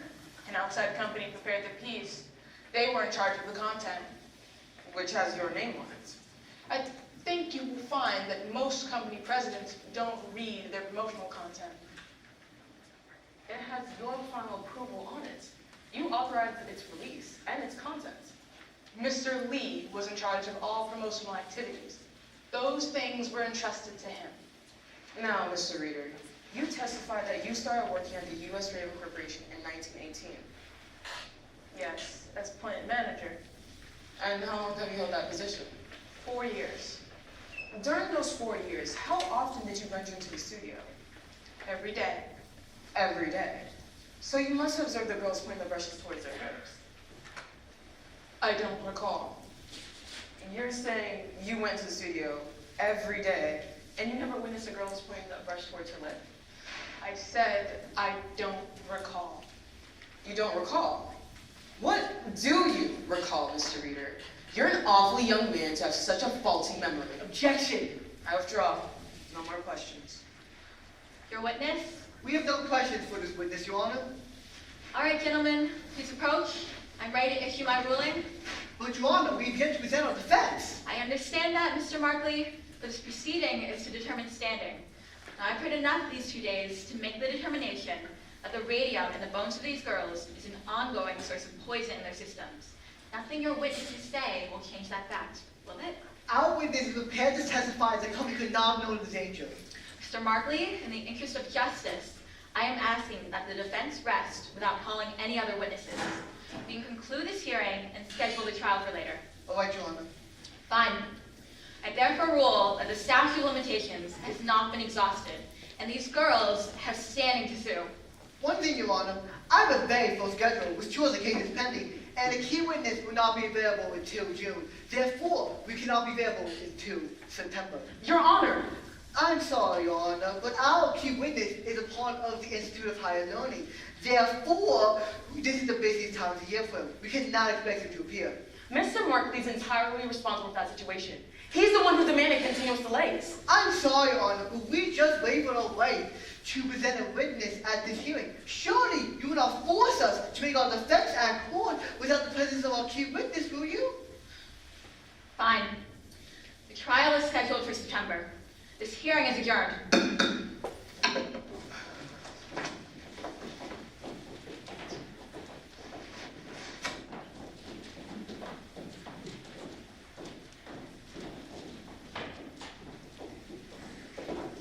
Edward, why can't Flynn appear? He's going to Europe. Europe? He's going to Europe? Why would he? Oh, I see what you're doing here. How long do you plan to keep this up? As long as necessary. Mr. Markwood. Mr. Berry, congratulations. I never thought the court would go for it. You know full well those girls can't wait until September. One is so ill she can appear in court today. My client has the right to make his defense. We will not wait until September. I promise you that. One way or another, we will find her on the docket, and your expert witness be damned! That girl keeps staring at me. I wouldn't worry about it. She thinks this is personal, that I wanted this to happen. How do I show her that I didn't want this to happen? You don't. You don't look at her, you don't talk to her. But she looks like death, Edward. Awesome. They all look like death. Grace? That man, Miss Wiley, he just won't look at me. He looks right through me, like I'm not even there. It doesn't matter, Grace. He heard you.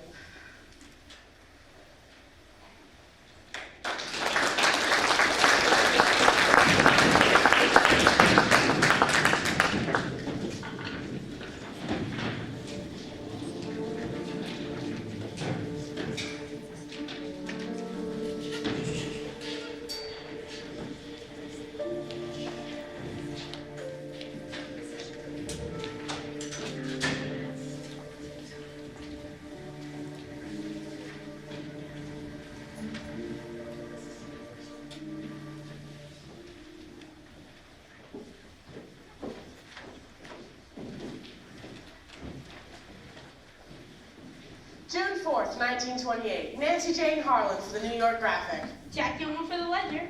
Raymond Berry pushes for trial date in early summer. As U.S. Raymond Corporation announces a settlement. A settlement? $10,000 cash for each girl and $12 a week for life. $12 a week? Read all about it in the Ledger. Your first source for news. The company also agreed to pay the medical expenses of the girls for the remainder of their lives. The girls also agreed to submit periodic examinations by a panel of physicians yet to be appointed. Questions? What led to the settlement? Is it an admission of responsibility? It was purely for humanitarian reasons that the U.S. Radium Corporation agreed to the settlement. We admit to no liability whatsoever. What about other pending cases? The U.S. Radium Corporation is pleased to have brought this lengthy litigation to a close and looks forward to serving many more years its customers and this community. And that C.B. Lee, President.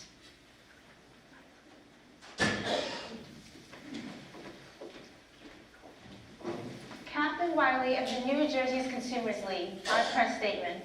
Will you please with the outcome, Miss Wiley? Finally, these poor girls received some compensation for their suffering. But more importantly, the issue of radium poisoning has been brought to public awareness. Thanks, Miss Wiley. By the way, that's Wiley with an L and Captain with a K. Well, Edward, it looks like we're back in business. What's the plan? Didn't I tell you? I was gonna fire for the tailings that's been piling up under that building on Auden Street. Oh? Some contractor out there needs a little infill. That's perfect.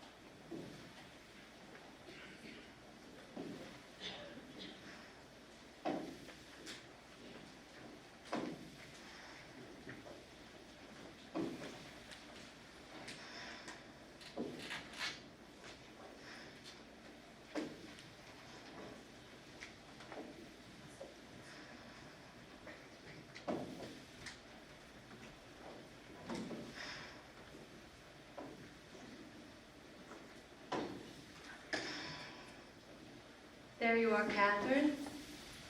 This won't do, will it?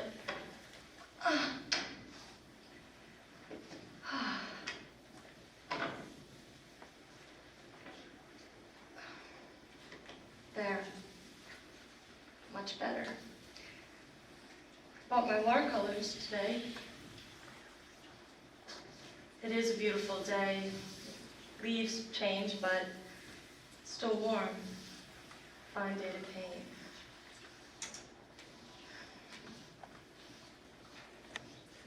Thought I might find you up here. You were right. Quiet up here. Yep, Well, if you can rest in peace, this is the place to do it, huh?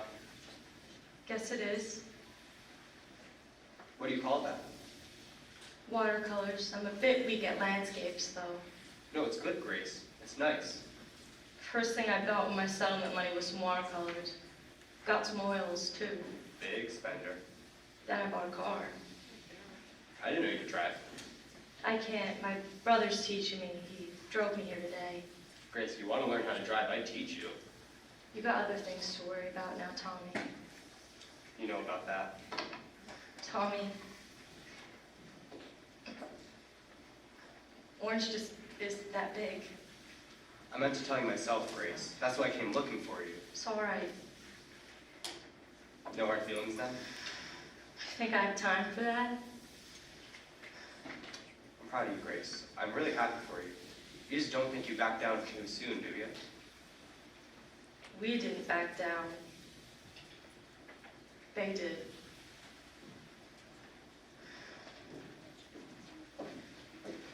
Papa? It was over here. Oh, not this again. This is where I saw her last time. This is morbid, Papa. I stood there for a long time.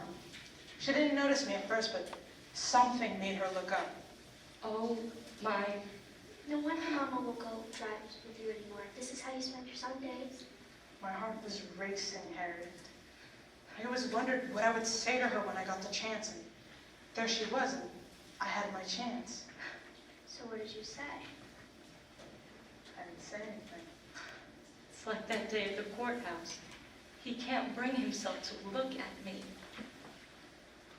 I had my chance, and I couldn't speak. He's afraid of me.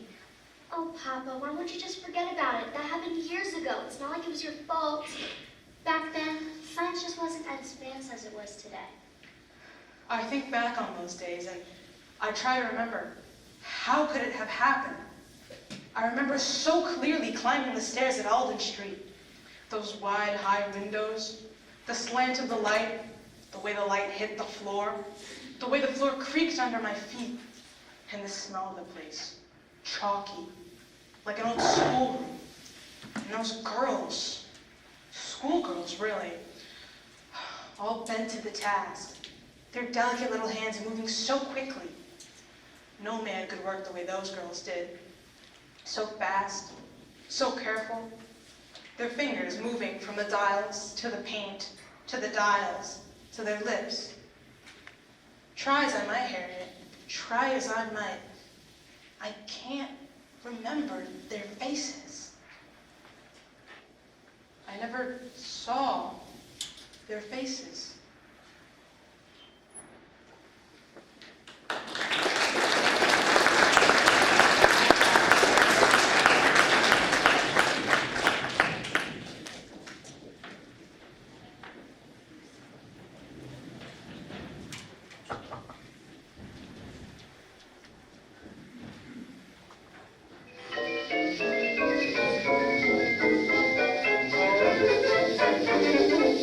Thank you.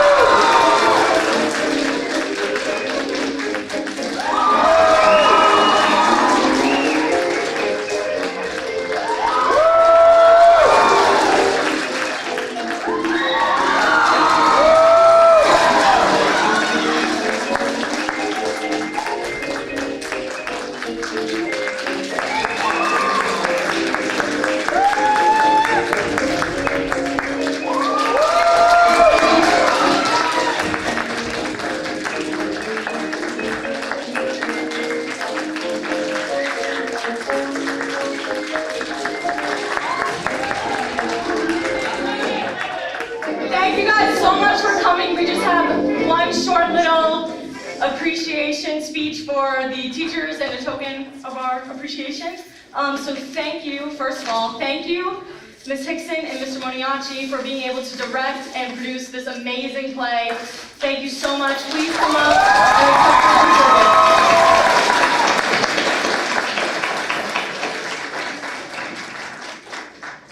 your Mike, but I just also want to say thank you so much to Mr. Moniaci and Ms. Hickson for allowing me to assistant direct, which is usually not done by a student. So thank you so much for that opportunity.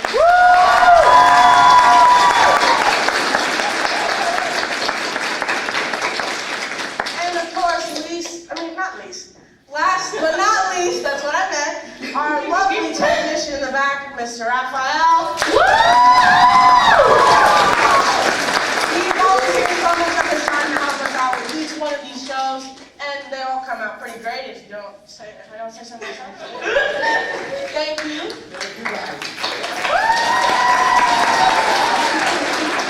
All right.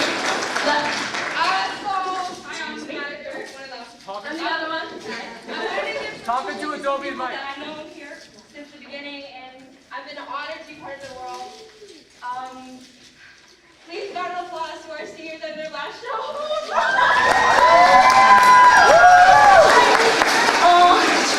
We have some amazing seniors here.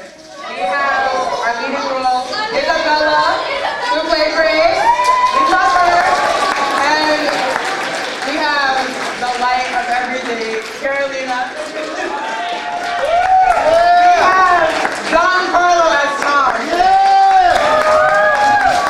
And we have Gigi.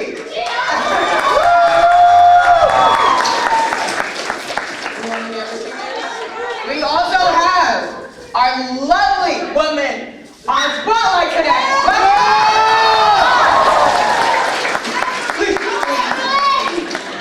And last but not least, we have an amazing stage crew. Emily!